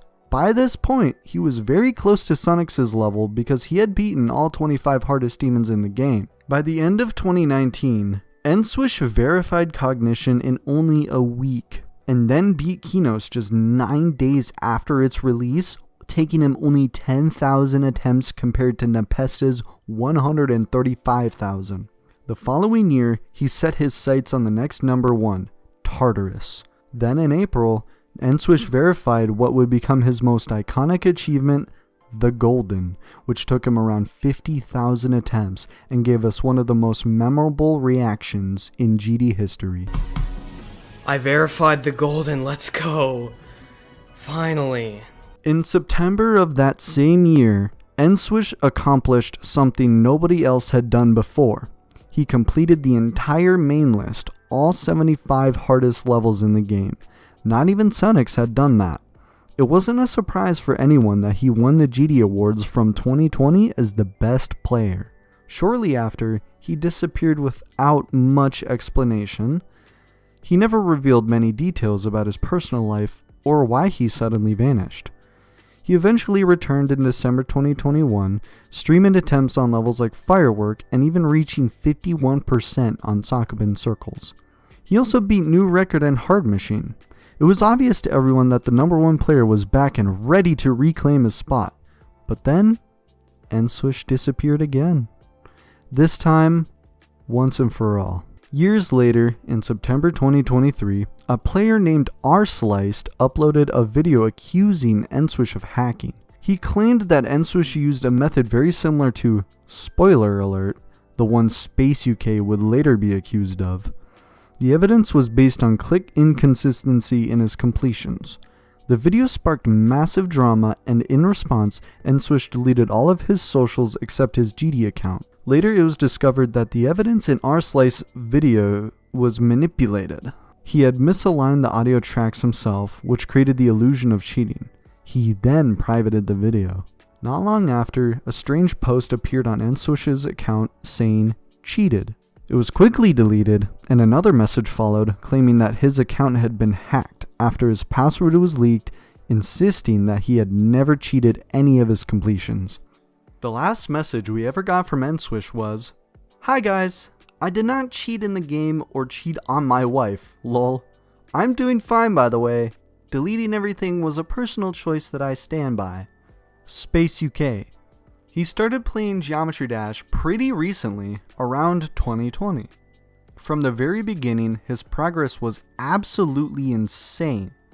His first demon was Decode, and right after that, he jumped straight into Windy Landscape, jumping again to Cataclysm, and then again to Wasseretta, so in just 4 completions, he was already beating a top 20 demon. And then came his 5th completion. It was none other than the Golden, which was the number 1 demon at the time. He managed to do all of this in just 3 to 4 months, making him arguably the biggest prodigy the game has ever seen. After that, he just kept beating extreme demons like they were nothing. His most iconic verification was without a doubt Slaughterhouse, the level that finally dethroned Tartarus from the top spot. And of course, that's where his legendary cough reaction comes from. I can't fucking react, otherwise I'm gonna cough so much. Over time, Space UK ended up beating every single level on the demon list. Kiyuki, Arcturus, Sokoban Circles, Crimson Planet, Kinos, Tartarus itself. The only player who managed to do that was Nswish. On top of that, Space UK also won the Geometry Dash Awards in 2021 and 2022 as the best player. But everything came crashing down in April 2023. Paco, the verifier of Silent Clubstep, uploaded a video exposing Space as a cheater. In many of Space UK's completions, his click sounds were slightly earlier or slightly later than the actual input. Even worse, you could hear his second click at the start of most completions, which strongly suggested he was activating a macro to play the level for him. Shortly after, Space UK went on Twitter and admitted that every single one of his demon list completions was hacked. He had been using a simple macro tool called Zbot, and for over 2 years he had managed to fool the entire community. It's important to understand just how impactful this was. His cheating was more meaningful than any other exposés before, even Cyclic's. Space UK had stolen the number 1 title and countless achievements from other players, and since the community is so much larger now, he also stole a lot of revenue from his videos and verifications. To be fair, he did return much of the money he made, so at least he wasn't completely malicious about it. In a strange way though, this scandal ended up being good for the community long term. Obviously, the damage of stealing people's achievements can't be undone, but before Space UK, most people thought it was impossible for someone to cheat their way to the very top for years without being caught. When it turned out he had done it with a cheap, simple tool, it forced the community to raise the standards for verifications. All of this was to make sure that another Space UK situation could never happen again. Zoink. The current #1 player for quite a while now is none other than Zoink. Finally, a top player who hasn't been involved in any major drama at all. He started his career in 2021, making a massive leap by going from Bloodbath straight to Zodiac. That already showed how promising he was for the game. Space UK kinda popularized those insane big jumps in the community, so Zoink pushed himself through Zodiac with over 40,000 attempts. Not long after, he started grinding through some of the hardest levels of the time.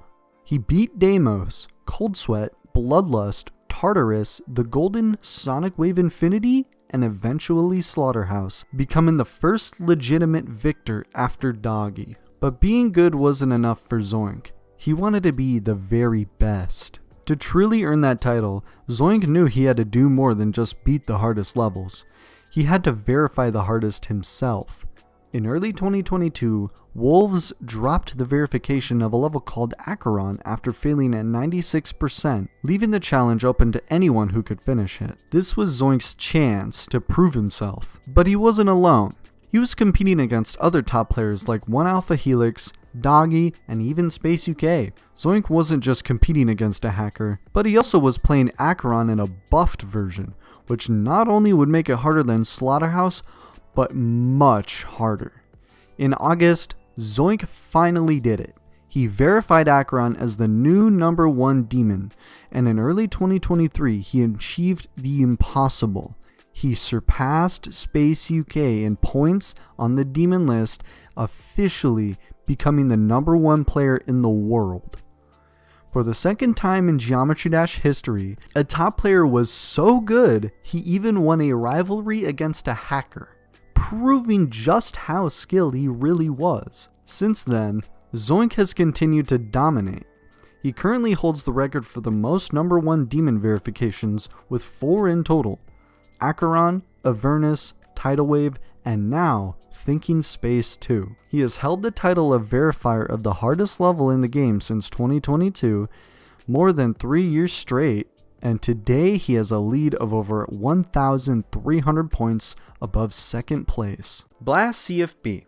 The Argentine Blast was one of the first top players on Pointer Crate's stats viewer when the site released in 2017. He started to play the game as a classic Demon Slayer, but later on, between 2015 and 2016, he began to beat harder challenges like Supersonic, Windy Landscape, Acropolis, and Ultrasonic. In 2016, Blast would already start to beat extreme demons like Cataclysm and the Ultimate Phase, but in April, he announced his biggest level yet, Acropolis, an extreme demon which was a remake of Acropolis, an unrated level with a difficulty of around 9 stars. Before verifying it, he also beat Acropolis, New Cataclysm, Crimson Clutter, and A Bizarre Phantasm. Finally, in July of 2016, he verified Acropolis, which was not only his hardest achievement at the time, but also would be the top 1 demon as well, if RobTop had rated it, which he didn't until nearly 9 years later in 2025, making it the extreme demon that took the longest to be rated in GD history.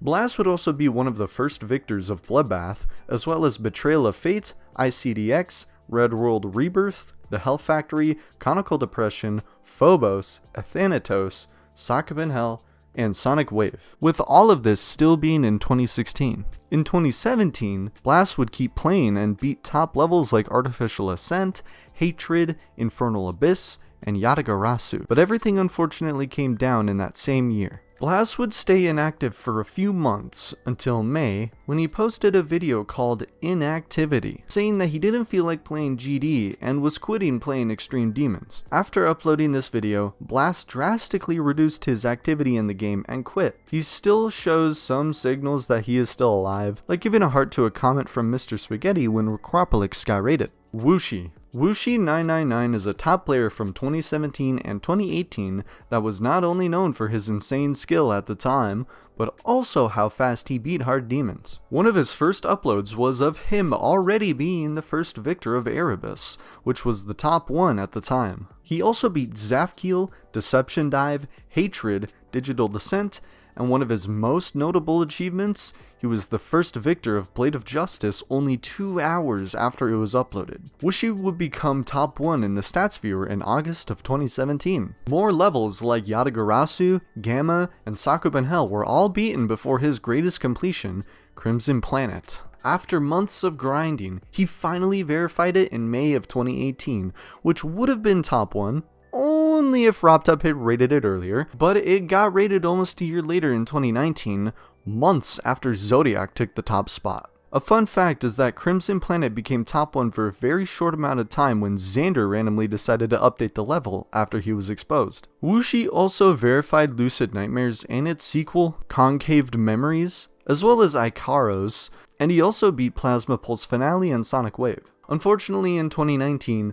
Wushi started to reduce his activity in Geometry Dash and didn't keep up with the top play level. He mostly returned to the game in 2023 to verify Amalgam, which is considered slightly easier than Crimson Planet, and recently, in 2025, he verified Death Wish, which is considered his artist achievement, but unfortunately, it hasn't been rated yet. Diamond Splash, formerly known as Diamond Block, he is definitely one of the most impressive players in GD history. He has managed to keep up with the current top play level since 2016, where he was already beating top demons like Plasma Pulse 3, Bloodbath, Allegiance, and Artificial Ascent. 2017 was one of his most active years and when he was in his prime. He beat so many extreme demons, among them the RGB Trilogy, Yatagarasu, Erebus, and Sonic Wave, Stalemate Redux, Arctic Arena, and verified Special Rend, which was top 5 at the time. In early 2018, he beat Plasma Pulse Finale and Gamma, and later on he would beat even more extreme demons such as Factory Realm X,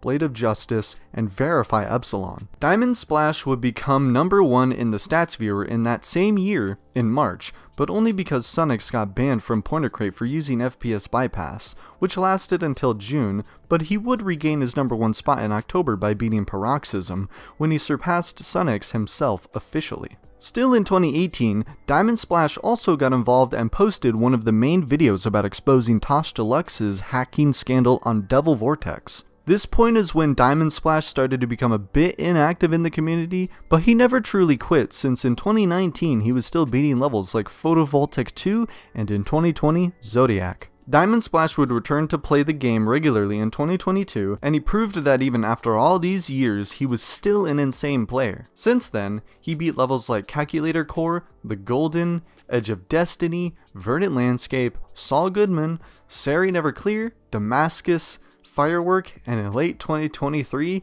he beat his hardest, which is Kiyuki. It sits right now at number 18 on the demon list, but at the time it was top 5. In 2024, Diamond Splash also verified Based After Based, a dual-only level with no spikes which was worthy of top 10 at the time, but it hasn't been rated yet even after multiple sends to RobTop. Nowadays, he is surprisingly still active in the community and is going for a new hardest, Anathema, which is in the current top 10 on the demon list. Technical 49 is also another insane player that managed to keep up with the top player level even after his time. He would start to beat his first extreme demons in late 2017, like ICDX, but it was in 2018 where he skyrocketed. He would beat so many extreme demons like Sonic Wave, Zafkiel, Yatagarasu, Update Verify Gamma, Verify Photovoltaic 2, and many others. The following year in 2019 would definitely be one of the most crazy ones for tech. After beating Spatial Rend, Bloodlust, and Plasma Pulse Finale,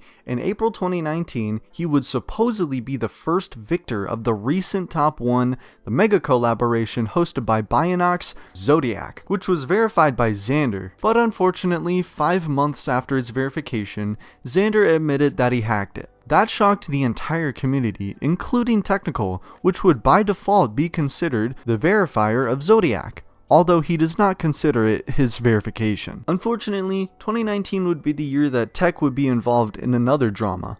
In 2018, the player Shuri verified the Extreme Demon Koa-Retta. It would have been placed at number 2 if it was rated. It finally got featured in August of 2019 and placed at number 6 on the demon list. Shortly after, Technical addressed his distaste for the level and his opinion that it was not rate-worthy. This event sparked so much controversy that it was unrated by RobTop only 9 hours after and removed from the demon list. Some people heavily criticized Technical only for giving his opinion on the level, like it was his fault that it got unrated. A day later, it was re-rated and re-added to the list, though this time only as a star rating. One of Technical's biggest achievements was winning GD's 2.1 awards as the best player of the update. He was competing against players like SunX and Wuxi, but still managed to win. Additionally, he beat Tartarus as well in 2020. Technical had a period of inactivity during 2021 and 2022 because of his personal life, but he finally came back to GD in the recent years, beating a lot of extreme demons. In 2024, he beat his current hardest, which is Slaughterhouse, as well as Limbo, Edge of Destiny, and Hard Machine. In 2025, he beat Arcturus as his 300th extreme demon, and now he's grinding Acheron. RG would start playing the game in 2018 and already beat his first extreme demon, Cataclysm. He quickly grinded through the demon list until reaching the top of the top players. In 2019, he would already beat top demons at the time like Digital Descent, Gamma, and Factory Realm X. 2020 is definitely the year that RG started to appear more to the community when he was already contesting for the number 1 spot. Unfortunately, he was competing against none other than Enswish, which at one point was more than 3,000 points ahead of him in the demon list. But that wasn't enough to make RG lose hope. Between 2020 and 2021, he beat so many demons: Crimson Planet, Kinos, Tartarus, Zodiac, Verified Omega Interface, and so much more. He was even nominated as the best player in the GD Awards in both of those years. In October of 2021, RG finally did it. He managed to be the first one to dethrone Enswish after all the years of grinding. Unfortunately, RG's time as the number 1 didn't last long. For a few weeks, he and the top player Spirit X would compete non-stop for the top spot, until the former hacker Space UK appeared and dethroned both by hack verifying Slaughterhouse. The fact that Space UK was so dominant and so ahead of everyone made RG lose a lot of motivation, which could have kept him in the top spot for way longer while he was in his prime. Nowadays, RG still partially plays GD and still manages to keep up with the current level. His hardest is Acheron, which is also insane for someone that has been playing for a long time like him. Trick started playing Geometry Dash in 2016, but he really became part of the new era of players when he began grinding seriously in 2020, and he was only 13 years old at the time. He would quickly grind, going from Cataclysm to Bloodbath to Auditory Breaker, but those extreme demons were nothing compared to the biggest jump Trick would make: Firework. He would start making progress in December of 2020, but he was not the official verifier of the level yet. While he was learning the level, in 2021, he would beat demons like Digital Descent, Wazaretta, and Kuzaretta. His popularity quickly rose when he became the new official verifier of Firework in April of 2021. He decided to super buff the level, and after months, in October of 2021, he finally verified it. Firework is infamously known for being top 1 for the shortest amount of time in GD history at 18 seconds, since it was surpassed right after by Slaughterhouse, because both levels were rated and placed at the demon list at the same time. But that should have lasted way longer, cause Slaughterhouse was hacked by Space UK, making Trick another victim of him. In 2022, Trick would keep grinding through the demon list. He beat the Golden, Abyss of Darkness, Slaughterhouse, and Oblivion. In the next year, 2023, he verified Cosmos, beat Acheron, was the 3rd victor of Kyuki, the 3rd victor of Silent Clubstep, the 1st victor of Tidal Wave, and in the last day of the year, he beat VSC, the hardest challenge until then. In 2024, Trick would finally reach the number 1 spot on the demon list after an intense grind, managing to go above Zoink in points, which was insane. Unfortunately, he ended up losing that position since Zoink would surpass him again, after months of both of them disputing the top spot. In February 2025, Trick would upload a video on his YouTube channel saying that he officially quits from playing the game due to partial burnout and the need to try new different things that are unrelated to Geometry Dash. He would also drop the Amethyst verification, which would be passed to W Popoff. But that wouldn't last long, since in June, he would return to top play, beating Anathema and claiming that while still technically retired from list grinding, he has decided to continue playing top levels for his own enjoyment. Nowadays, Trix sits at the number 3 spot on the Point of Crate stats viewer and still seems to be playing the top levels, since he has very good progress on Flamewall and Thinking Space 2 and might be one of them soon. He is also doing a challenge to stream every day for 100 days, and he's on day 14 so far. Zobros. Zobros is the first ever player creator GD ever had, someone who is both good at creating levels for the current standards and a top player. He is an ancient player all the way back from 2014 and arguably the first ever solid top 1 player in GD history. His first uploads were already him beating extremely hard demons like Ascended by G-Boy and most of Majako's levels. Those were insane achievements for that time, despite them being only hard demons. In January of 2015, he uploaded his first ever level, Atlas V2. Heavily inspired by Funny Games' Atlas, he made it for a TG contest, and he only made a video of it because it got rated. Later in that month, Zobros would upload one of the most famous levels of all time, 9 Circles. Zobros himself said in the description that the level was hard, but wasn't good. Ironically, 9 Circles became the biggest trend in GD history. Till this day, we got Circles levels being made, even after 11 whole years since its release. It was at this point that Zobros' name was in the spotlight for the entire community and already marked him as a legend.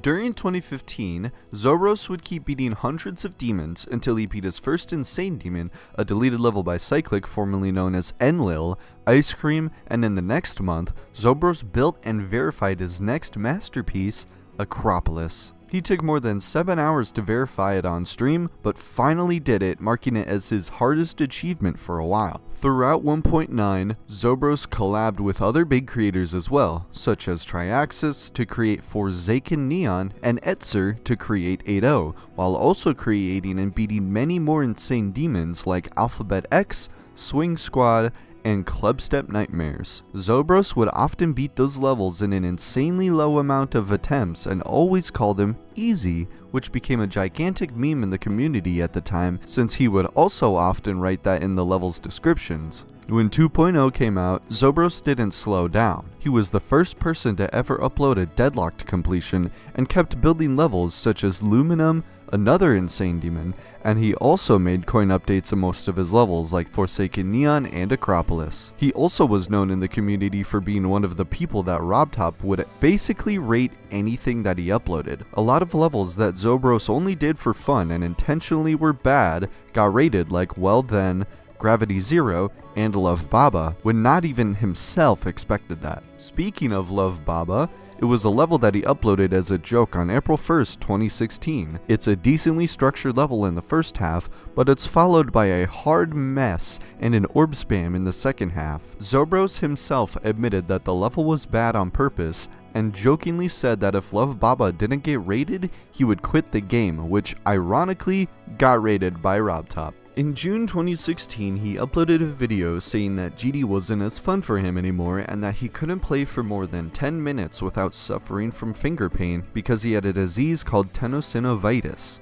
At that time, he had a creator contest where he had to announce the winners, but the pain was so severe that he had to use auto versions of the levels to showcase them because he was not able to play the game. One of his last collabs was 9 Circle X, before quitting the game in 2017. Until almost 9 years later, in 2025, Zobros returned to the game out of nowhere. He made a video saying he wouldn't be as active in the community as before, but he would eventually build a new level in 2.2. He also beat his first extreme demon ever, Bloodbath, as well as Black Blizzard. Nobbleboy. Just like Zobros, Nobbleboy created one of his first levels in early 1.9, around December 2014, which was Dark Rainbow. It was not the most pretty level in the world, but would already preview Nobbleboy's main style. In 2015, Nobbleboy grinded through a lot of impressive achievements at the time, such as 9 Circles, Windy Landscape, and Breakthrough, while building his first ever featured level, Crystal Field. Clearly an insane jump in visuals from Dark Rainbow. When 2.0 came out, this is when Nobbleboy really took off as a great creator and player. His first notable creation was a remake of Dark Rainbow called Dark Rainbow Rebirth. It was insane for an early 2.0 level, and you could really see the evolution of his style. He would once again shock the entire community when in May 2016, he released The Furious,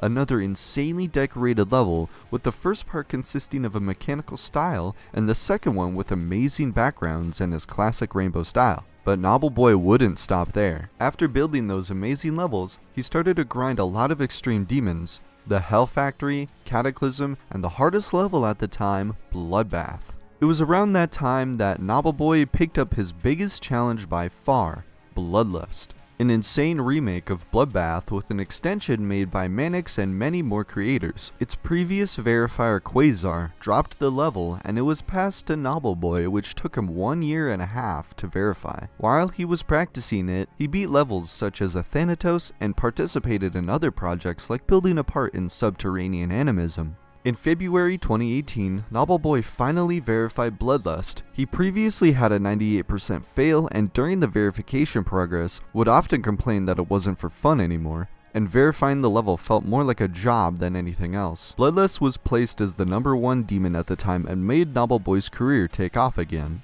After that, throughout the years, he kept participating in so many projects in the community, like Singularity, Molten Gear, Ragnarok, Ouroboros, and one of his next masterpieces, God Eater. God Eater was another incredible level he worked on and had so much more attention to detail. Nobbleboy based it on the RPG franchise also named God Eater, which ironically ended up backfiring on him after the level was uploaded because he got copyrighted by God Eater developers themselves. He was forced to remake an entire section of the level, as well as renaming the level to Astral Divinity.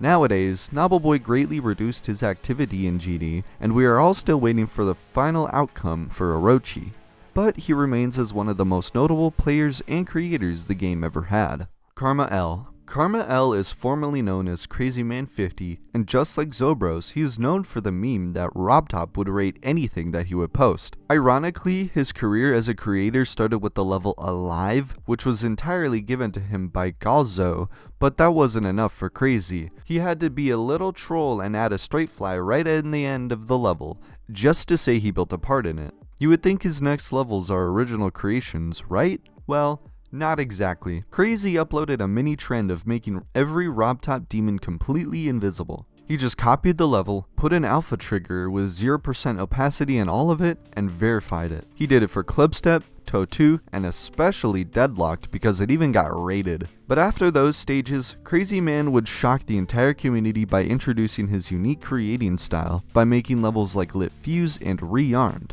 a rework of an old level made by himself. His creation style was so different from anything else, especially with how smaller the community was. It was mainly focused on the effects but never lacked anything else. Right after, Crazy had a break from being an amazing creator and uploaded Conical Depression, a layout of a super non-orthodox layout that was top 2 at the time, showing how good he was as a player too. Despite not having decoration and a super strange gameplay, RobTop still rated it. Right after, Crazy Man got an insane challenge for himself, Phobos. Phobos is a mega collaboration hosted by GMT Sean. The level went through multiple verifiers until it was hacked. After the exposal, Phobos was left behind since there was no one to verify it. Until Crazy Man picked it up, and in May 2016, he beat it. It's kinda insane talking about this achievement at the time, because when he verified it, it was placed behind Bloodbath in the demon list, when actually nowadays, it is considered harder than it, so Crazy verified a top 1, and what makes it even more insane is that it was on 60 Hz.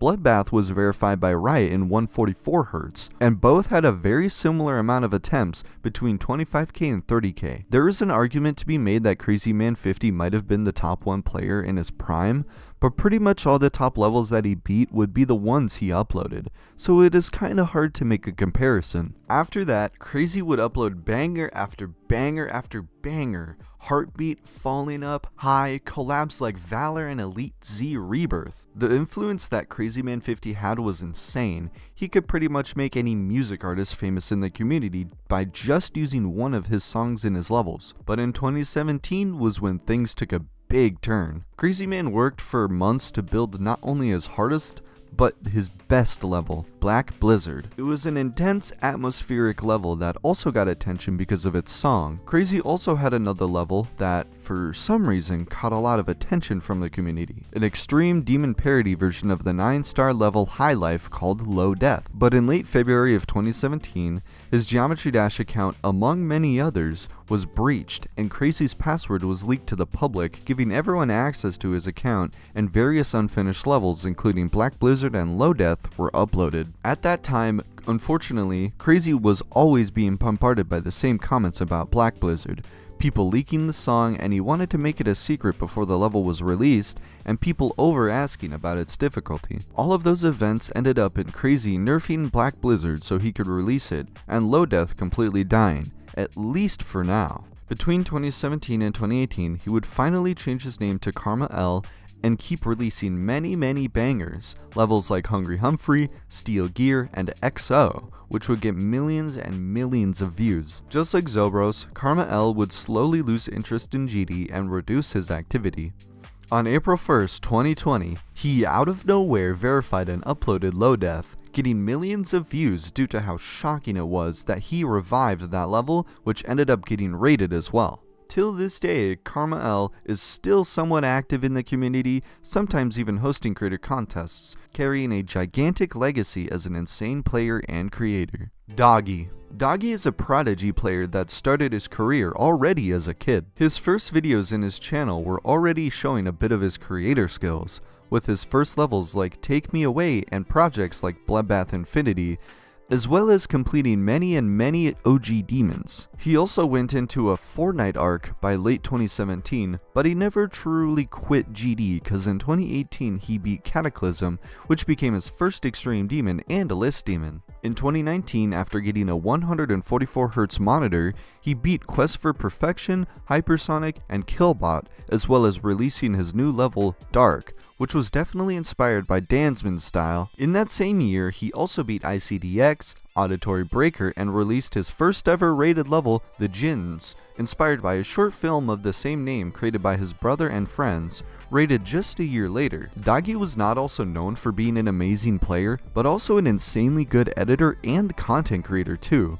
He became the editor of Nepesta when he was already good at the game, when he uploaded a video parody of him imitating Nepesta beating Kinos, just before he actually started to grind the level. In 2020, he beat Prismatic Haze before beating Kinos, which was his hardest by far at the time, sitting at number 3 in the demon list. For the rest of 2020, Doggy would continue building his reputation and content as one of the community's rising elite. Immediately after beating Kinos, Doggy began his Extreme Demon Alphabet Challenge, aiming to beat an extreme demon for every letter of the alphabet, which funny enough, nowadays he regrets doing it. He kept beating extreme demons through the rest of 2020, culminating in 3 significant accomplishments in December of that year. He completed Bloodlust, secured his first rated verification with Timor, and in December 19th he was nominated in the GD Awards as the best YouTuber and the Djinns was rated. December 19th became a very important date for Doggy, not only because of 2020, but because in the next few years it also would represent important events in his life. 2021 was when Doggy took a gigantic step in his career. Not only he beat the top 1 and 2 at the time, the Golden and Tartarus, released Gang, a level themed around the Geometry Dash group The Gang, which Nepesta was a part of, finally finished the Extreme Demon Alphabet by beating Zodiac, and again on December 19th, he verified Slaughterhouse, which at the time was considered only the first victory of the level since Space UK wasn't exposed yet, and everyone thought he was the one who verified it. In 2022, he put all his focus on beating the top demons while creating content for them. He beat so many of them like Sockman Circles and entered the race to beat Acheron. Unfortunately for Doggy, Zoink was actually the one who verified it, but that didn't change his mind about the level. After more than 120,000 attempts and months of grinding, he finally beat it in November. 2022 was also when Doggy started a new tradition, Doggy December, in which he would upload twice a week throughout the month with a hidden completion behind the teasers of the event. In that year, it was the top 5 Arcturus. In 2023, he beat Silent Clubstep as his hardest and his 100th Extreme Demon after more than 120,000 attempts too. In that year, he also beat VSC, the hardest challenge at the time, making him the second player ever to have completed both the number 1 demon and the number 1 challenge. He would also upload the Jinns 2, a sequel to his first rated level, and beat Firework as his hidden completion in Doggy December. Update 2.2 also released during Doggy December on the 19th, making this edition especially memorable. In 2024, Doggy would face his biggest challenger by far yet, Grief, a prequel to Slaughterhouse and definitely top 1. There's a lot of lore and history because he has been playing it for almost 2 years now, has more than 300,000 attempts, and 83% in progress. Doggy already talked about Grief multiple times and how much he is tired of it. He already took multiple breaks throughout the years, so he doesn't go insane, but he is definitely doing it more for the community and his fans than for himself. Doggy is also using the mod Click Between Frames to verify it, which will probably be the cause that RobTop is not going to rate it, but at this point, Doggy doesn't really care. Doggy December 2024 returned with a new twist. Every video included a special guest. While the trailer revealed 4 of them, the remaining 5, including the final guest, were kept a secret. The finale stood out in particular as Doggy completed Codependence, one of the hardest 2-player levels in Geometry Dash, by controlling both players at the same time. The event was widely praised and proved to be a major success, earning Doggy nominations for Best YouTuber and Best Video at the Geometry Dash 2024 awards, with the Codependence solo completion being the nominated video. Doggy has shown throughout the years to be an amazing player, builder, editor, and content creator. He is one of the biggest gems we have in GD history, and all the content he dropped in the last few years show that. Including in 2025 when he posted his level, The End Is Here. The first half of the level is calm, but the second one bombards you with amazing effects and unique concepts, which ended up getting a legendary rating. Mr. Spaghetti. Mr. Spaghetti is a French star grinder and currently top 1 in the leaderboards with more than 350,000 stars. Not only that, but he is also an amazing creator with more than 100 creator points, making him one of the only people to be in the top 100 players and top 100 creators on the leaderboards. He started to play on version 1.8, but his first level ever rated was Easy User Coins in version 2.0, and since then, he has been constantly active in the community, not only creating amazing levels, but having an insane consistency and getting stars. He also formally made it to the top 16 on Pornicrate. His most notable creations are levels like Blue de Baffe and Blue de Luste. In 2020, he reached 100,000 stars, and in 2022, he reached 200,000 stars. He was promoted to Geometry Dash moderator in September of 2021, and on November 8th, 2024, on his birthday, he passed Smithy777 to become the number 1 star grinder in the game. Although both of them keep switching spots all the time as number 1 and number 2, they are so much ahead from everyone else, and probably don't care at this point who is number 1. Unfortunately, there's not much lore to say about Mr. Spaghetti besides showcasing all the amazing years and all the work he had in his trajectory to reach top 1. Max Dash. Max Dash is another French player, the top 1 mobile player and a smaller creator. Just like Mr. Spaghetti, there's not much lore to tell about him besides his incredible accomplishments. He started to upload on his YouTube in 2020, beating a lot of demons. In 2023, he beat his first extreme demon, Aku, and grinded through multiple extreme demons. In the same year, he uploaded his first level, Pixel Time.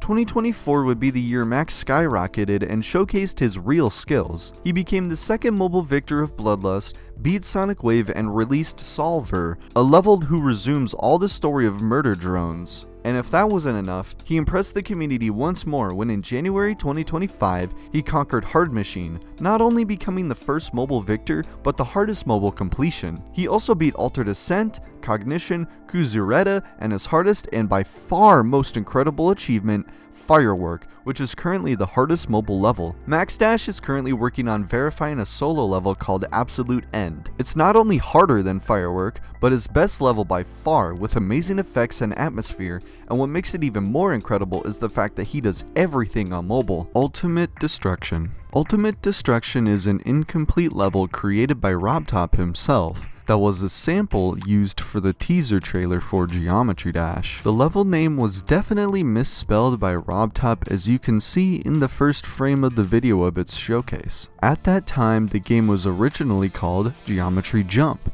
and a lot of the elements from the level were later used in the 5th main level, Base After Base. The level was never intended to be released as an official level, nor was the music planned to be used again afterwards, since RobTop never actually got permission from TMM43, the creator of the song, to use it on his level. Since update 1.9, the music can be selected for use in user levels. The Hell Origin. The Hell Origin is the 4th and hardest level of the Hell series, created in version 1.2, that contains the Hell Zone, the Hell World, and the Hell Dignity as well, all created by Sone0924. Sone would often get attention from RobTop to get his levels rated through the forum Touch Arcade, back in the early days of GD. Ironically, RobTop would often advise Sone to make his levels easier, like Demon Park, since they weren't friendly to users at all, which Sone just ignored completely. Months later, Son ended up being exposed for not verifying his levels legitimately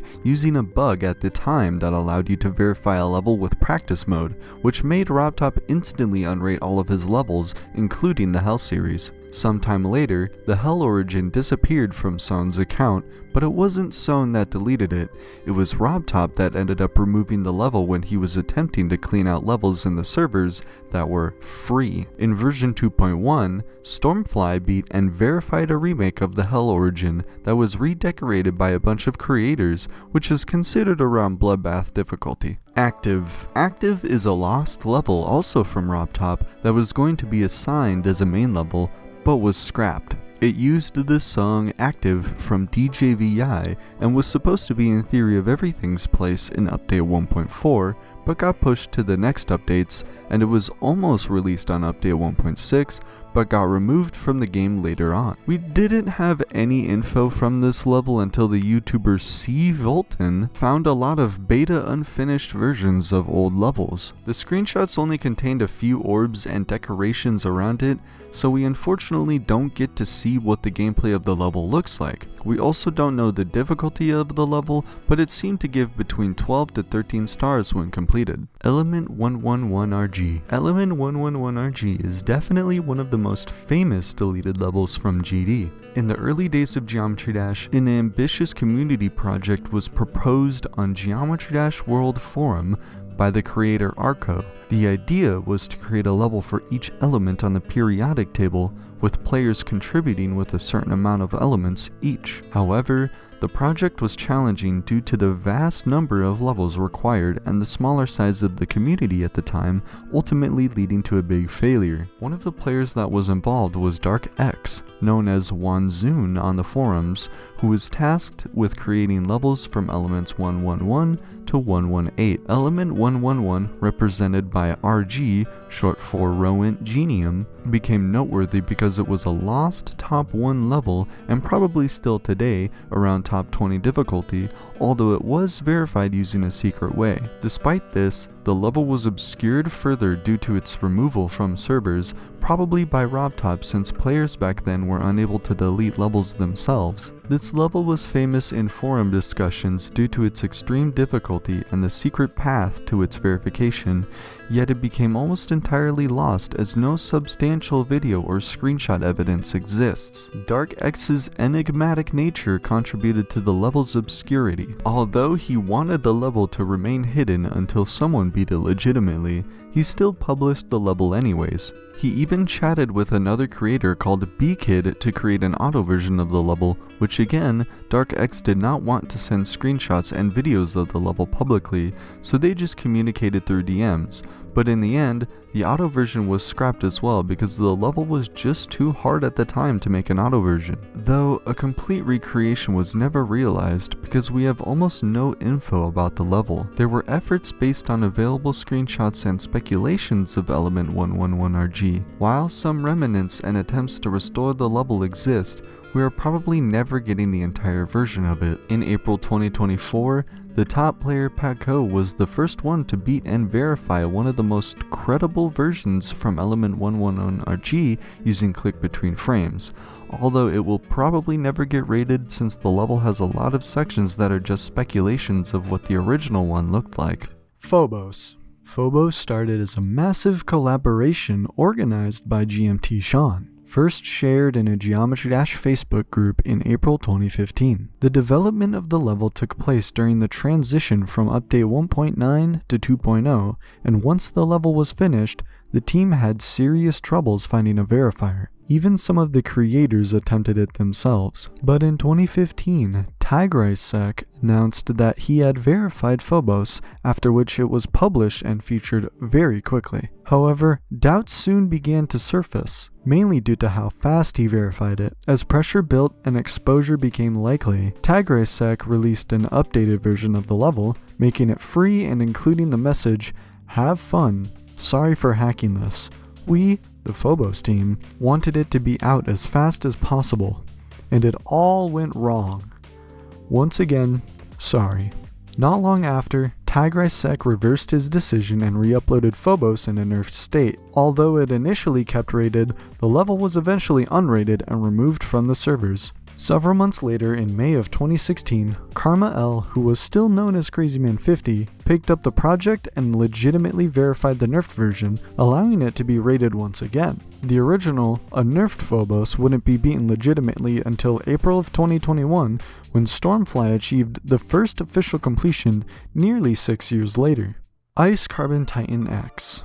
Ice Carbon Titan X was a deleted level that made up a part of the Ice Carbon series created by Roadbos. The level only had around 300 downloads before being deleted a few days after its upload. It turned out that Roadbos actually had around 100 deleted levels that were over the years restored by the Restoration Union like Ice Carbon Chaos and Fantasy. Roadbos quit the game at the time mainly due to a lot of impersonators and people messaging him until in August of 2023, the YouTuber MattMart made a video exclusively about Ice Carbon Titan X. He was very curious to see the level and put a $1,000 bounty to anyone who can get an exact copy of the level. That made a lot of people go after Roadbos to contact and ask him about the level, which, after years out of the game, he came back and recreated Ice Carbon Titan X from memory. It is definitely not the same as before, since Roadbos built it many years ago and probably did not remember some stuff in the level, but the original version was lost and we are definitely not getting it back.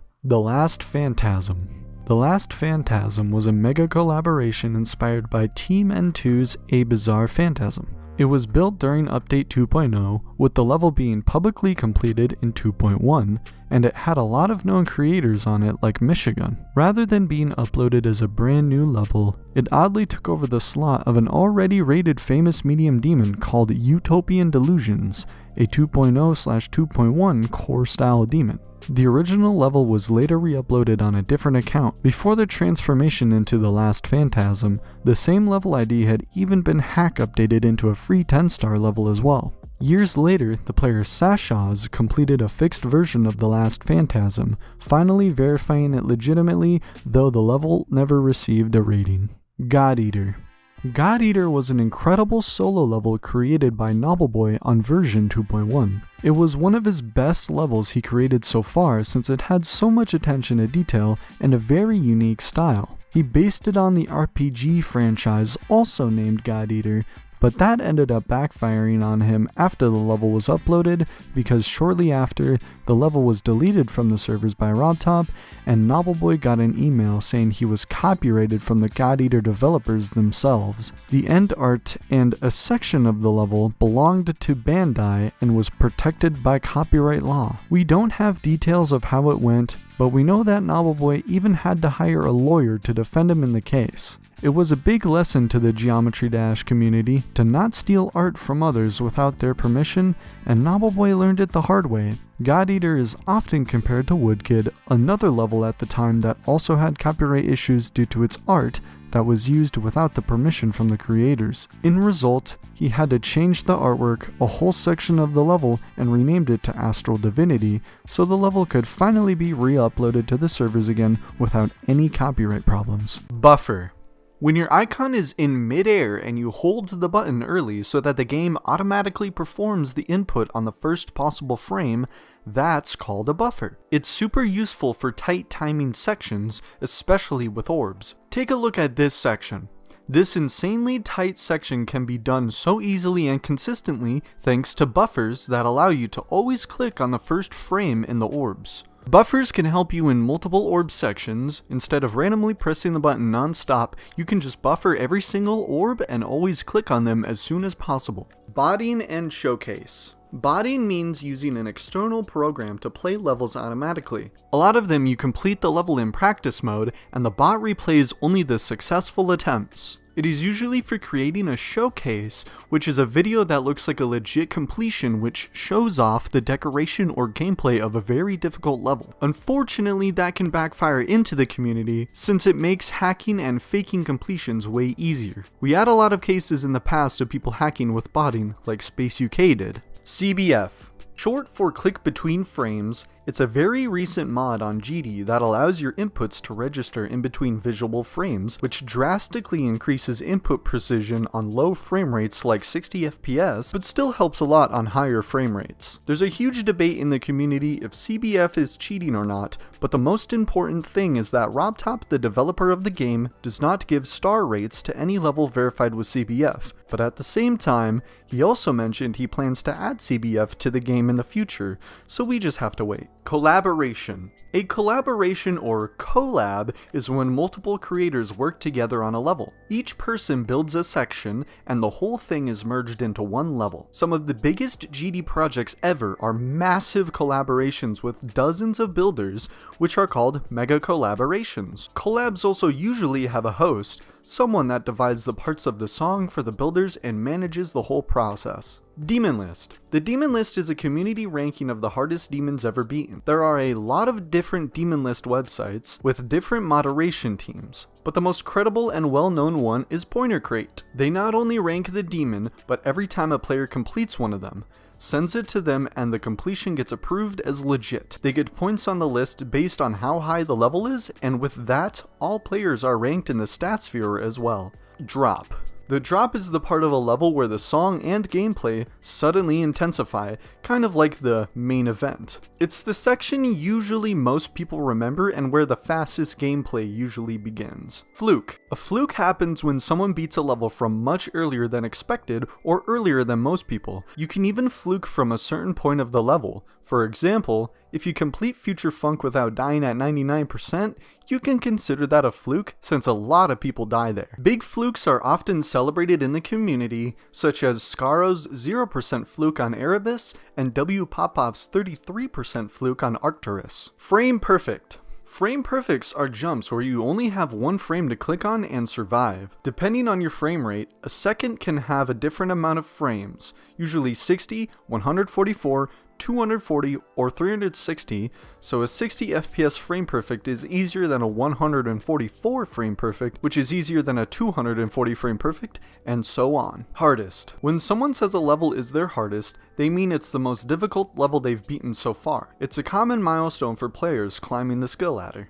Hitbox. A hitbox is the invisible area that determines whether your icon interacts with something. There are a lot of inaccurate hitboxes in the game, especially with spikes. Your icon also has two hitboxes, the one outside which is used to stay in contact with solid blocks and kills the players if any spikes touch them, and the inside one which will kill the player if any block touches it. Icon set. Your icon set is the collection of icons, colors, and trails you use in-game. Some players are known for their specific icon sets or colors, and basically became part of their GD identity. Riot, Michigan, among others. Jump. A jump is when you skip from beating one difficulty level straight to a much harder one.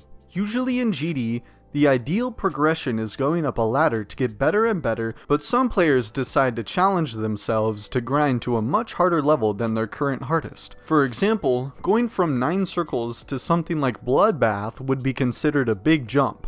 Mega Hack. Mega Hack is a popular mod menu developed by Absolute that adds extra features to the game. Things like no clip, hitbox viewer, FPS bypass, and more. People use it for modding in practice, but using it to fake completions is considered cheating. At this point, basically every regular GD player uses Mega Hack since it has so many tools that help get better at the game and practice levels. Secret Way. A secret way is a hidden path in a level that lets players skip large parts of the gameplay. As the name suggests, they are usually made secretly to complete hard levels, but they were way more common in the earlier days of GD, since nowadays it's extremely rare for a rated level to have a secret way. Secret Way is also the worst GD channel in the world and you should definitely not subscribe. Silent. Silent levels are extremely hard or impossible levels, or versions like that of normal ones.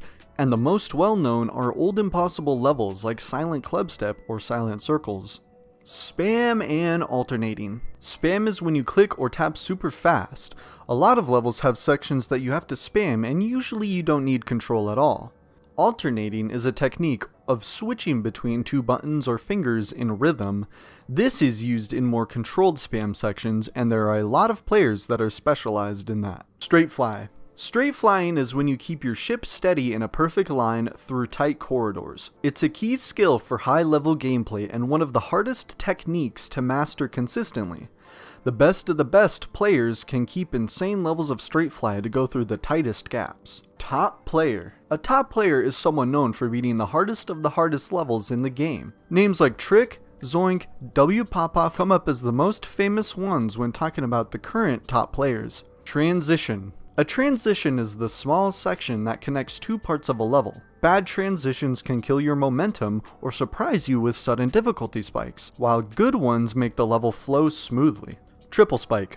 A triple spike is 3 spikes placed together, forming a very tight jump. It's one of the most iconic obstacles in Geometry Dash and a classic symbol of skill for new players. The triple spike was also the main symbol and obstacle used by the OG and former top 1 player Michigan, which said that every level needs a triple spike. He unfortunately passed away a few years ago back in March of 2021. Fly high, Mitchie.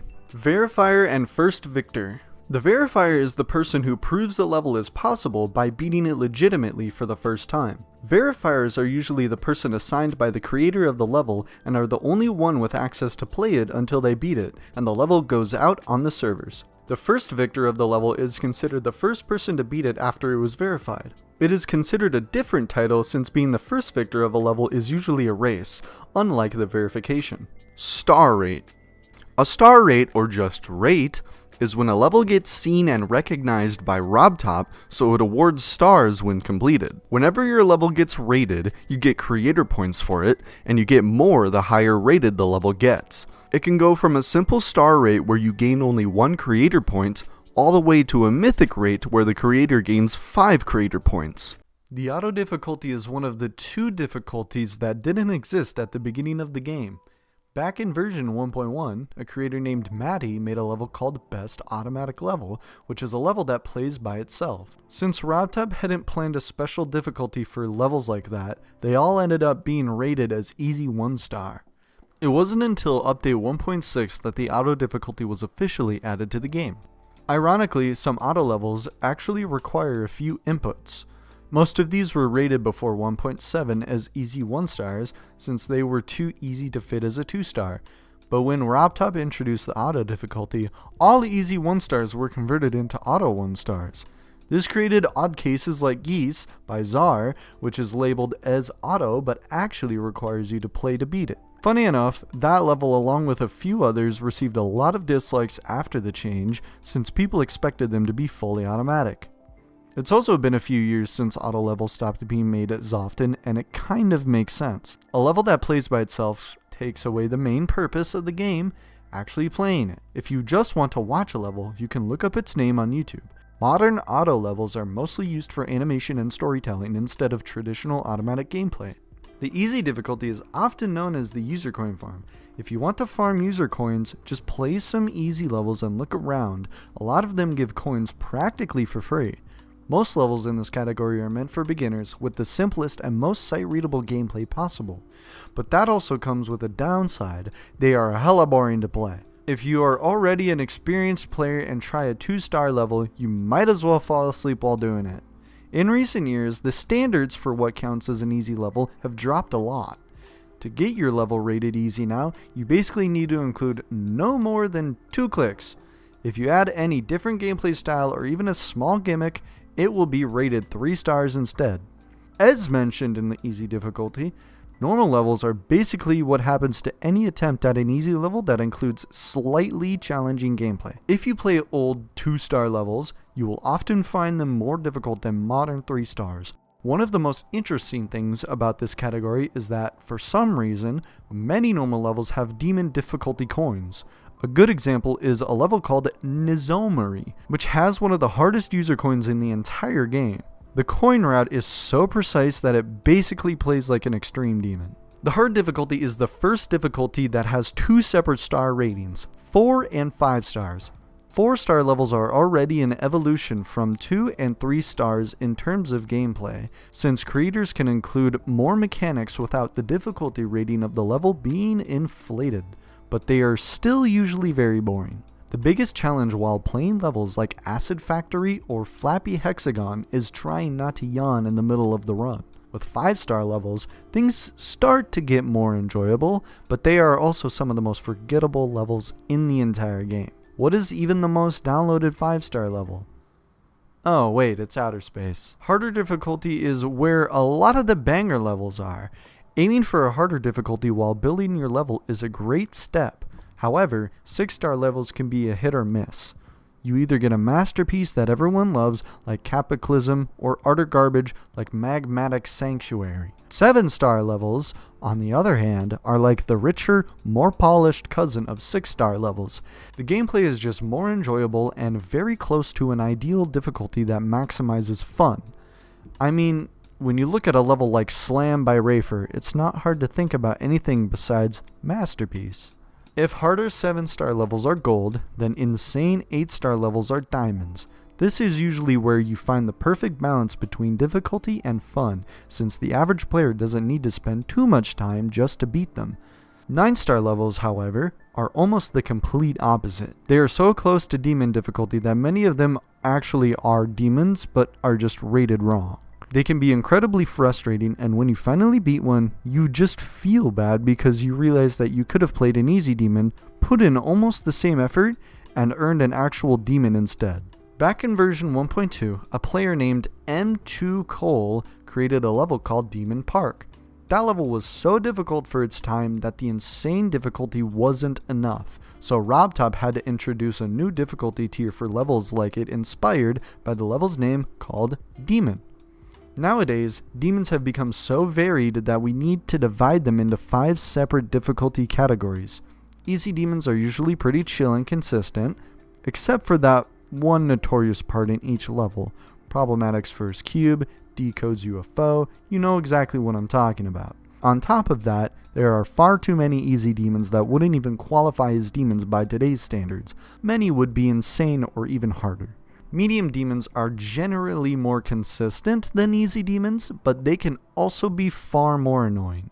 If you decide to play an old medium demon, be prepared to face some of the most frustrating timings of your life. If a level was rated medium demon back then, you can be sure it's not going to be free. Modern demons are alright, I guess. For some reason, a lot of them have boss fights. And shout out to Skeletal Shenanigans that in just a few months became the most downloaded medium demon.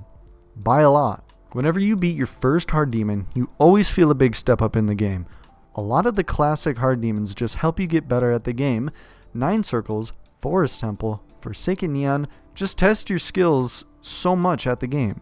Also, a fun fact is that the hard demon face is the same one as demons used to be before the demon tiers were introduced. So basically, RobTop was just lazy and used the same icon for it. Unless we're talking about an easy insane demon like Windy Landscape, most insane demons feel like they're designed to just break your fingers. Comparing insane demons to extremes is kind of like comparing 9-star levels to demons. They're just one step away from the highest difficulty, and most of the time they're a pain to play. At that point, it's honestly more worth grinding Aku than going down this rabbit hole. And for some reason, Zobros is the CEO of Insane Demons. He has a lot of Insane Demons rated. At the very top, extreme demons are the biggest challenge you can face, but funny enough, beating an easy extreme demon is nowhere near the hardest levels. Extreme demons are old, very old, and over time, as harder levels were created, the gap between the easiest and hardest extreme demons grew wider and wider. To put it into perspective, the jump in difficulty from Tidal Wave to Bloodbath is larger than the gap between Bloodbath and Stereo Madness. The step is so massive that RobTop should introduce a 6th demon rating just to cover those levels. Extreme demons have been ruining players' lives since 2015, and especially now. Even if you spend months grinding to beat a top 10 level, you'll barely get any recognition from the community. So if you plan to grind one, have in mind that it's purely for your own achievement. When a level is uploaded but doesn't have enough ratings to have a difficulty, it is labeled as unrated.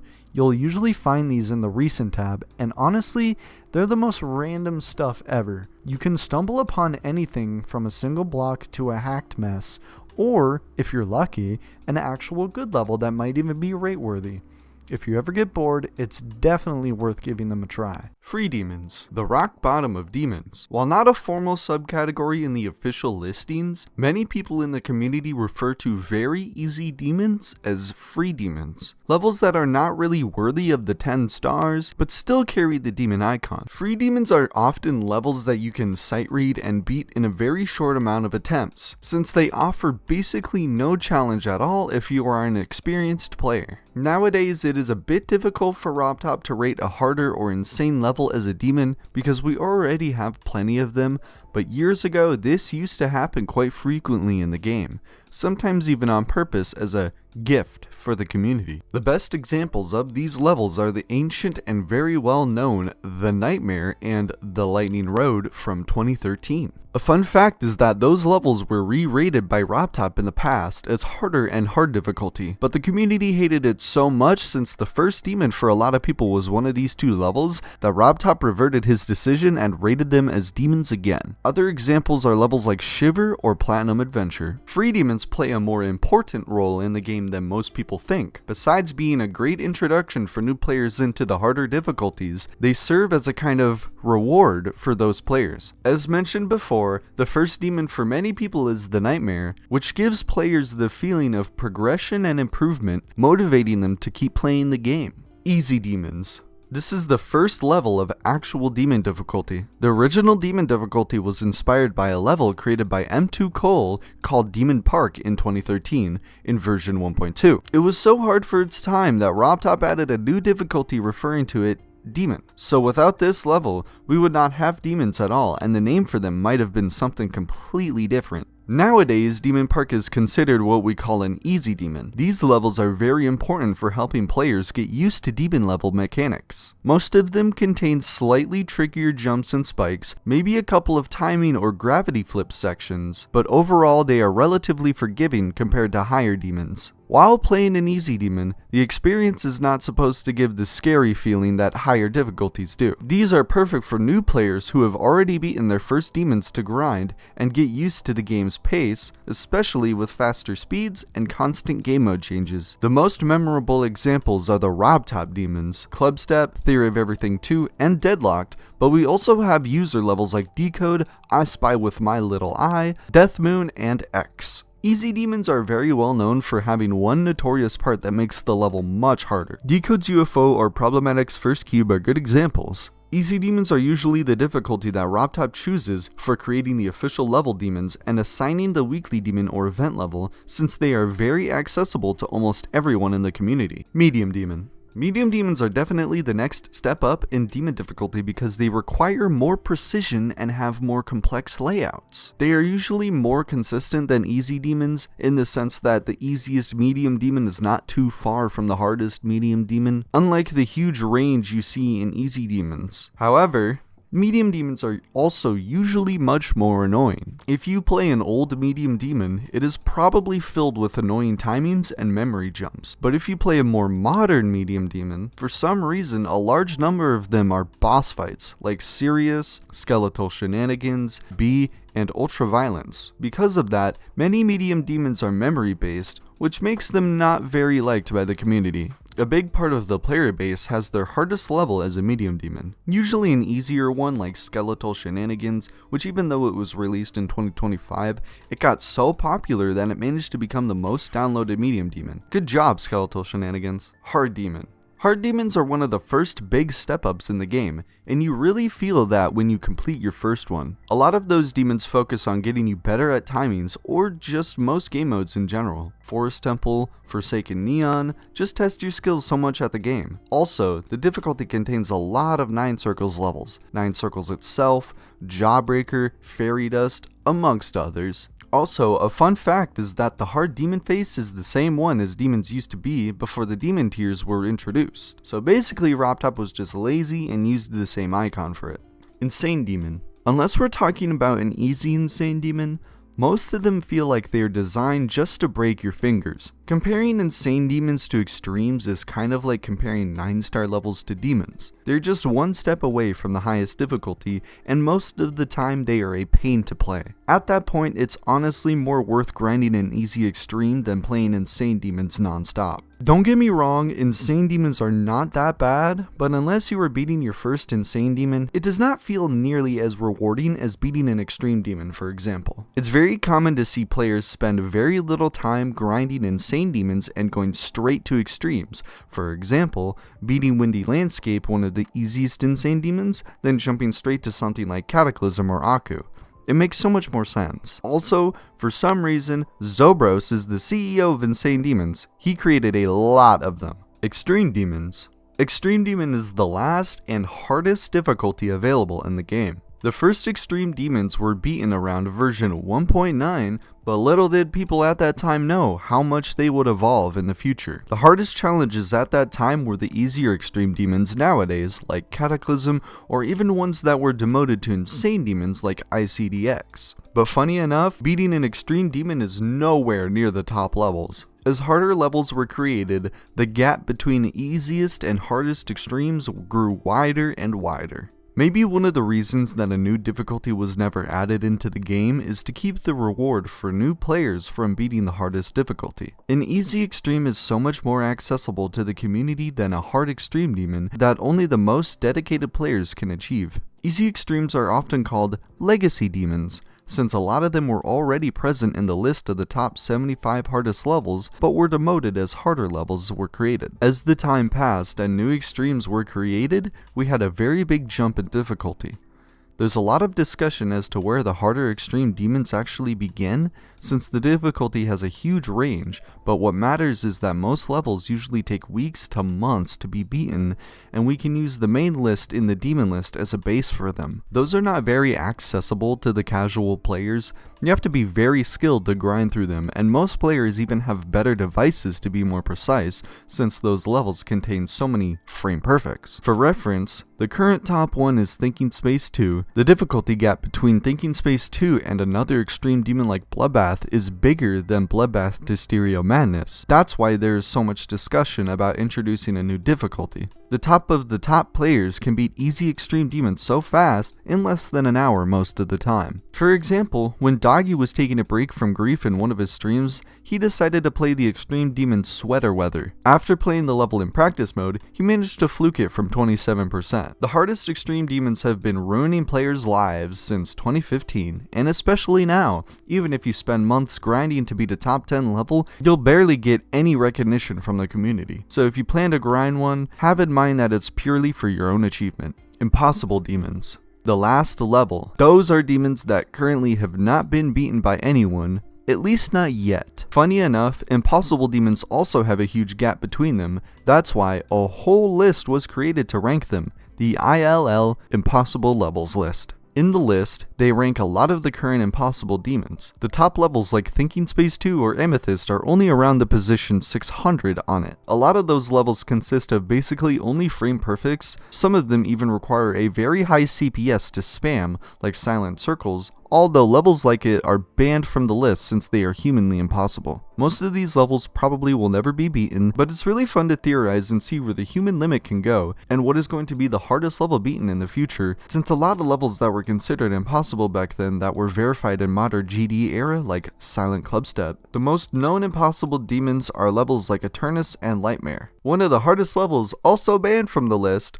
Ton 618, was verified by Not Vixios. Congrats, man! Recent tab levels. If you already watched any recent tab video from Eric Van Wilderman, you know what I'm talking about. The recent tab is the tab with the most recent levels, so you are going to be playing maps with literally zero download. Those levels are usually more different than the regular level that we are used to seeing. Recent levels also have the most unstable quality. You can either find garbage like just a block or a hard mess, or find a 10-second masterpiece that could even get way more attention. There's obviously a middle ground too. The amount of different levels in length, shape, or form is gigantic. Most of the recent tab levels are usually players uploading their first levels or just testing the editor. Most challenges can also be considered in this category, especially the shorter ones with low decoration. Funny enough, if you are insanely lucky, you can still find any levels from the other categories on the recent tab. It's like winning the lottery. Decent levels. Now we are entering territory of levels that are actually levels, and by that I mean levels with already a decent length, which is around at least 1 minute, and decent gameplay with usually a variety in game modes and decent structures. The difference between this category and the next ones is that those levels are most of the time not rate worthy. In rare cases RopTop does it, but it's very unlikely. The first attempt of a rate worthy level of most people is here. You can make a playable level with decent gameplay, but usually the decoration makes it not rate worthy. Most likely because the builder is missing some important fundamental about building a good level, such as correct structures, not making the level messy/empty, or color schemes. You can even consider layouts to be in this category. There are a lot of players that specialize in building layouts, so it's really fair to mention them. Some are so surprising that they even get rated, either because they have a really good gameplay and atmosphere like Dancing Moon Man, or because they are really impressive with good effects like Aleph Zero. Rated levels. Whenever RopTop sees a good level that he thinks is worth giving players a star award when beaten, he rates that level. GD has thousands and thousands of levels that RopTop has rated in the last few years. To help him, RopTop signed some active and trustworthy players in the community as moderators, which give those people the power to send him levels that they think are worth rating. Those levels are a step up from the decent levels, with a nice decoration and gameplay at least, but if your level only gets rated and nothing else, it's usually the bottom of the barrel for the awarded tab. As mentioned before, sometimes you can even find levels most people wouldn't expect to be rated here, and to be honest, a lot of controversial ones. In the past, there were a lot of jokes that are kind of true, mentioning RopTop had a gigantic bias towards creators like Kermal, formerly known as CrazyMan50, and Zobros, because he would rate basically anything that they would post. Kermal mainly. He uploaded levels like an invisible version of Deadlocked that got rated, and a super non-orthodox layout of an extreme demon that got rated, and even a level called Don't Rate This Level, which ironically got rated too. But even nowadays, the standards of rating a level are controversial. A moderator and super famous creator called Subwoofer posted literally a 1.0 level, no effects, no animations or moving objects, nothing. Just a regular 1.0 level that got rated, which made the community pissed, not because the level was rated, but because it was an unknown creator. It probably would not even get sent to RopTop. Another recent level from the top 1 creator with the most creator points, Split72, called Iconic, was also a target of a lot of controversies, since it is a level with a questionable gameplay and no air deco throughout most of the level, and RopTop still rated it even though it has way more dislikes than likes. Besides those small problems, rated levels are in general pretty consistent.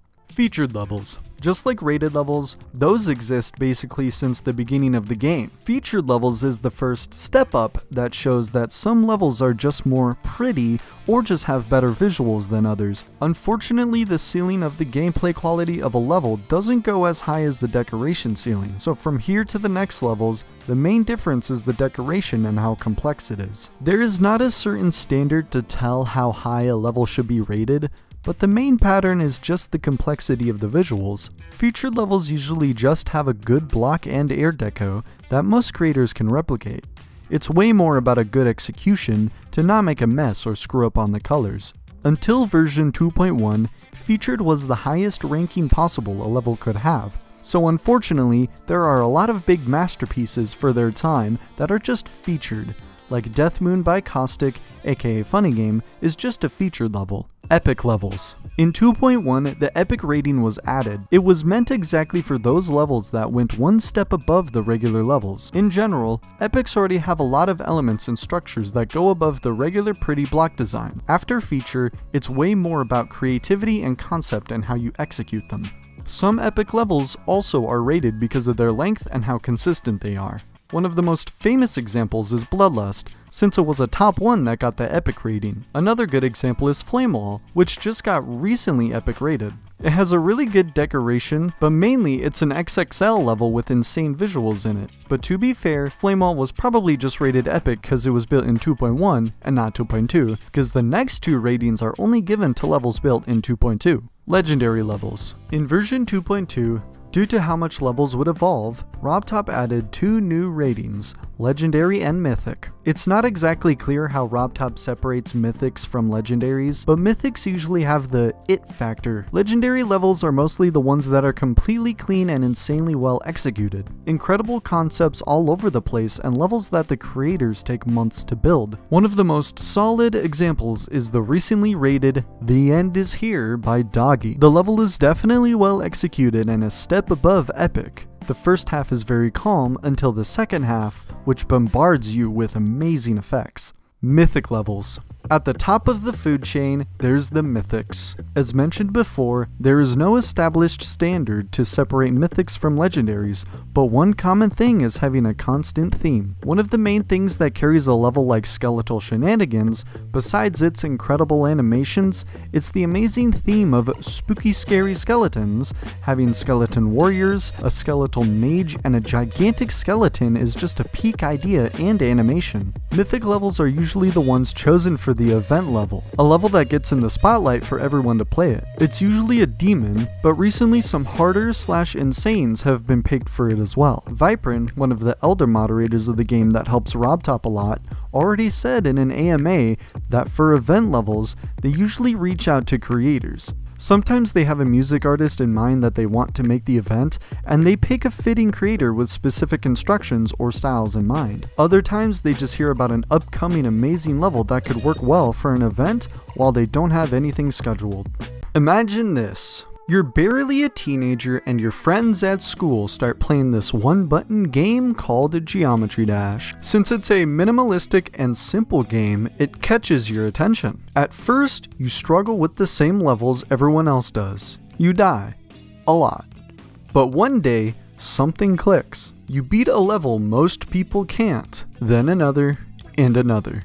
People start noticing. You start playing it on your computer and start to grind the hardest of the hardest levels. You do gigantic jumps, and suddenly you are beating the hardest extreme demons. Your name starts to appear everywhere. You gain fame, hundreds of thousands of views, verification projects, and the respect of the entire community. Sounds good, right? Well, actually, no. Being a top player sucks, and here's why. Every top player has a different lore and different struggles, so we are going to cover all of them individually, but a lot of them definitely have more than one. Time. Being a top player is not something that happens from one day to another. Sure, genetics play an important role, and it's not everyone that can be the best of the best, but being a natural does not guarantee you that. You'd still have to put an insane dedication into the game in order to beat the best levels. And speaking of genetics, that is a big factor to define the amount of attempts you put on a level. For example, imagine how insane it was in 2020 that N-Swish beat levels like Zafkiel in only 700 attempts. In comparison, another insane player at the time, Gizbro, took almost 10 times as many attempts as N-Swish and even said it was an awful experience. Another famous and good example is when Nobbleboy spent 1.5 years and more than 120,000 attempts to verify Bloodlust, the top one at the time. I went to play the level, and it was an interesting experience. Like, it was a crazy level to pick up. It took way longer than expected. It was stressful. There were definitely moments where I just sat with the level like, what the fuck am I doing? Like, I'm spending so much time on this. Like, who the fuck is doing, like, who the hell would do this? But like, I'm also not a quitter. It was an insane achievement and showed how much dedication he had, but unfortunately a sane person cannot take that much time to beat all the levels they aim to. And one of the top players at the time, Skolo, beat it in only 2 weeks later. This is one of the proofs that unfortunately, only dedication and persistence will not make you the best of the best players. And last but not least, one of the current most famous examples, Doggy and Grief. Doggy has been playing the top 1 Grief for almost 2 years now, has more than 340,000 attempts, and still hasn't managed to verify it. Besides having to play the level this much for all this time, he also has to keep constantly seeing comments from the community about the time he is taking to verify it. Doggy himself already stated that he does not have motivation to keep playing the level. I feel like I'm like stuck in terms of progress. I mean, I can't really make much progress, and I feel like I'm being held back, like mentally, but also physically. I just feel like I'm not as good as I could be whenever I'm playing, and it kind of just lost a little bit of like motivation, because I don't know when I'm gonna progress. Like, when the fuck is that gonna happen? Oh yeah, and then I hate playing it now, like more than ever before. All that piled on top of each other, I would start to think like, what if I do drop it? What happens next? I realized that I can't do that. So comparison. Unless you are the undisputed GOAT of your time, it's impossible to not get compared and compare yourself to people better than you. Oh, you beat a top 10? Congrats! But this guy beat a top 5. Oh, you beat the top 1? Cool. But this guy also beat it in less attempts. You completed 20 levels on the demon list? That's alright, but this guy completed almost all 75. Unfortunately, the community has this gigantic bias in only focusing on the current top 1 level and the top 1 player. If you were in the top 10, top 5, even top 2, you will still get compared and downgraded because of that. We mentioned Doggy and Grief's situation previously, and because of the time he is taking to verify it, he's often compared to other players, with many people in the community saying he should drop the level and hand it over to someone who could finish it faster, despite the huge amount of dedication he puts in. Comparisons can have different effects on each player. Some of them might get motivated to keep playing the game and force themselves to get better and better, but others might get demotivated because there's someone else out there better than them that they cannot beat. Space UK is one of the most infamous examples of that. On his ascension, one of the first players he had a rivalry with was the former top 1 RG. RG himself stated that he lost a lot of motivation with the game and stopped grinding it because he could not keep up with Space UK's level and how good he was, only to find out later that he was a hacker. As for me, I do think I would have definitely been much better off without him, especially since part of the reason I got so demotivated was because of him, because he passed me so fast. But Space UK also caused the opposite effect in the future. When he lied about beating levels like Slaughterhouse, he ended up pushing the limits of the game at the time so much and making players work way harder to get the number 1 spot that without him, the current skill level might not have become as big as it is today. Hack accusations. GD is an easy game to hack. That's not a secret to anyone. But even the legitimate players suffer from that because of the amount of suspicion there is. Picture this. You just won the race to verify the current top 1, a level that the entire GD mainstream was looking at. Many of the best players were competing against you, but you still won and managed to beat it, but instead of everyone congratulating you, they accuse you of hacking? That's exactly what happened to Dolphy in Tartarus. Tartarus was one of the biggest projects from Riot that caught the attention of the entire community. Dolphy came out of nowhere beating it, so it's fair that his completion was suspicious. And he was even accused by other hackers such as N-Level. Nowadays, most of the people accept that he beat it legit, but there's still a lot of controversy and even people like Riot himself still thinking that he hacked it. Nobody can change my mind on this, and you can disagree with me, but I still think Dolphy cheated Tartarus to this day. Another great example of a different hackuzation was with SunX. When SunX beat Bloodlust, he used an FPS bypasser, which at the time was not allowed by the demon list. That made him get banned for months, and funny enough, FPS bypass nowadays is a tool built in-game that everyone can use, but that ended up being one of the reasons SunX quit GD. Expectations. Getting more famous and better also means people expect from you. If you beat something hard, it's normal. If you don't, people don't care, and your achievements end up expiring faster than you'd expect if you want to keep the top level. That happened a lot in the history, not only with the two examples mentioned before about Doggy and Nobbleboy, but when the community expected Riot to be the one to verify Sonic Wave, he was considered the best at the time, but unfortunately wasn't the one to do it. If I have any regrets in this whole online thing I've done throughout most of my life, it would be not pulling through with Sonic Wave. Like, if I could just go back and like slap myself in the face, be like, dude, you have to do this. If it's the last thing you ever do, you need to do this. It's so important. I know I have a great legacy in this game, but like Sonic Wave would have been the cherry on top, and I still regret it to this day that I wasn't like mentally strong enough to be able to pull through. Like, expectations play a much more important role when you are going for a new hardest or a mental challenge. It might push you to keep doing it, or just destroy your mental completely because you have to do it no matter what. Many players can just fall into the pressure of the community. You don't play for yourself anymore or to have fun. You play to keep a position you know you can't keep for the rest of your life, just to keep the expectations of others. Not saying that those players did it because of that, but pressure is definitely an aspect every top player experiences. Physical problems. Riot also had another huge reason he reduced his activity: finger pain. After playing for years, many players get unable to keep playing the game for big periods of time due to stuff like tendinitis or other joint problems. Zobros would also suffer from that as well. He revealed that he had intense finger pain, and even in his creator contest results video, he said he had to play the auto versions of the contest's level entries due to it, which made him quit the game for years. Skill also doesn't last forever. You start to lose some of your reflexes and reaction time speed when you enter your late 20s. It's not like a chess player that can keep going until they're old. The time a GD top player stays at the top is way shorter than any sport. Burnout and losing interest.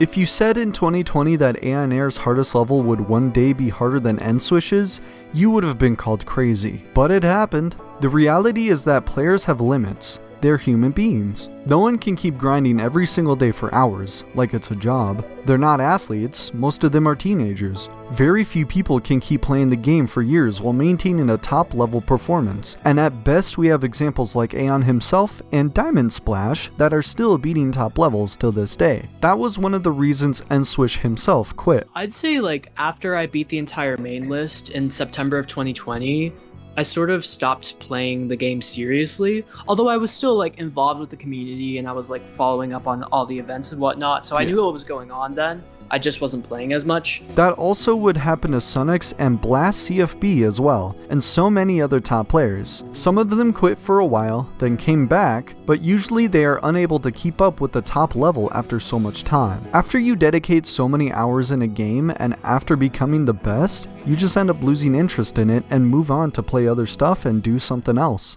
Real life.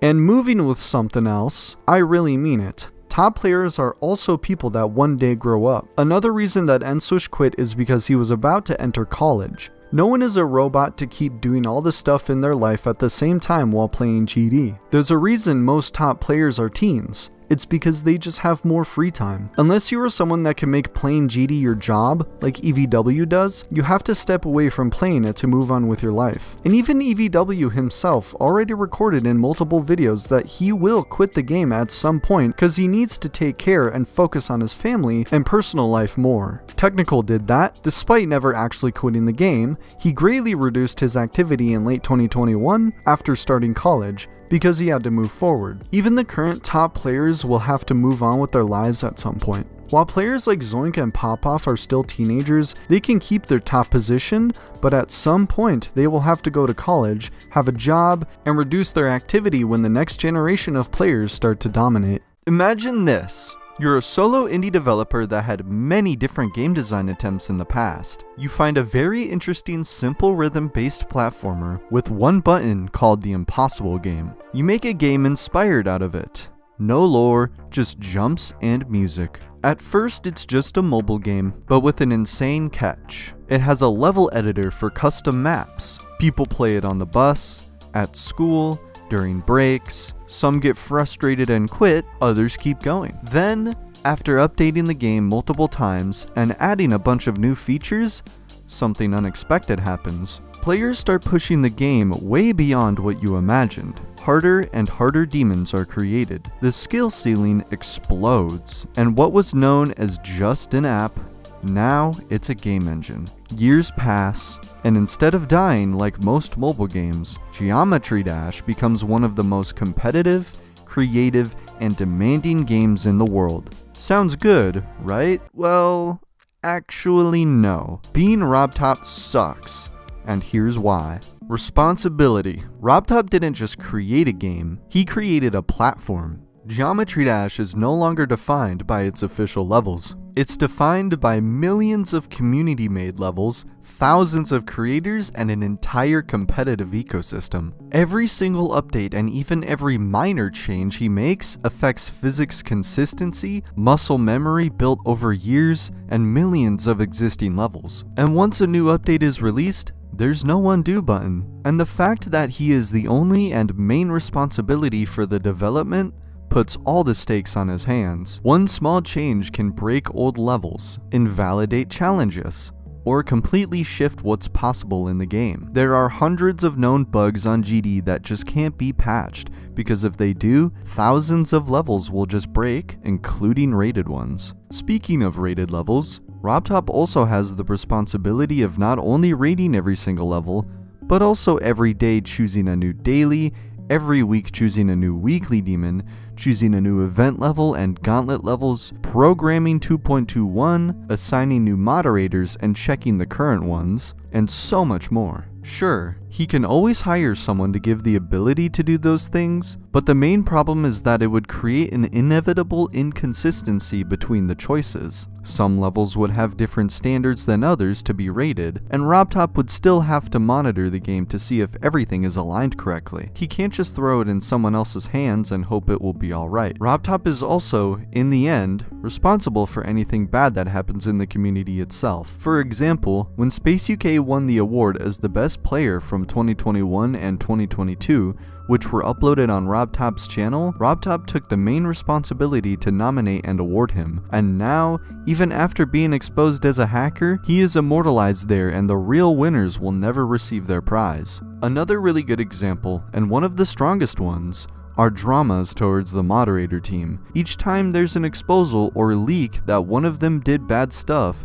which is usually when they really like children, it also affects RobTop directly too, since he put those people to represent the community for years. Not only that, but Geometry Dash is also rated for everyone to play, including kids, so he has a responsibility to keep the game clean for everyone. And creators nowadays put the most unexpected things on their levels that he can't rate, sometimes even hidden, going from an innocent middle finger to literally anti-Semitic stuff. RobTop has to be aware 100% of the time. Update expectations. Geometry Dash updates are not regular updates, they are events. Rob is the only developer the game has as well, so to get a new update, it all depends on how fast he is. And unfortunately, a big part of the community doesn't seem to understand how complicated it is to gather all the valid ideas for the game, program it, design the assets, set the servers, and so much more. Years of waiting build massive expectations, and a lot of times, some stuff just doesn't go as planned.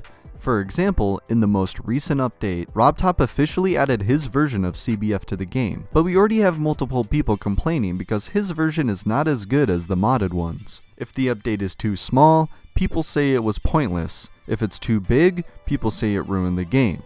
If it adds new mechanics, players complain about overflowing the game. If it doesn't, creators say the game is stagnating. No matter what you do, someone will be disappointed. One of the reasons that Update 2.2 took 7 years to be released was because RobTop was constantly adding new features to it. Not only because he wanted to implement them, but because it was stuff the community was hungry for. It was the biggest update in the game's history, so he could not disappoint. Third-party interventions. During the years, unfortunately, RobTop had to face a lot of different people either modding the game or just going to attack the servers themselves. The main examples are the known cheats. In the past, we didn't have stuff like MegaHack that were collabing with RobTop, but instead, individual programs to do specific stuff like NoClip. Now imagine you were a game developer and someone makes a cheat for your game that literally makes the player immune, allowing them to complete any level. The rational decision would be to patch it, right? But when you do,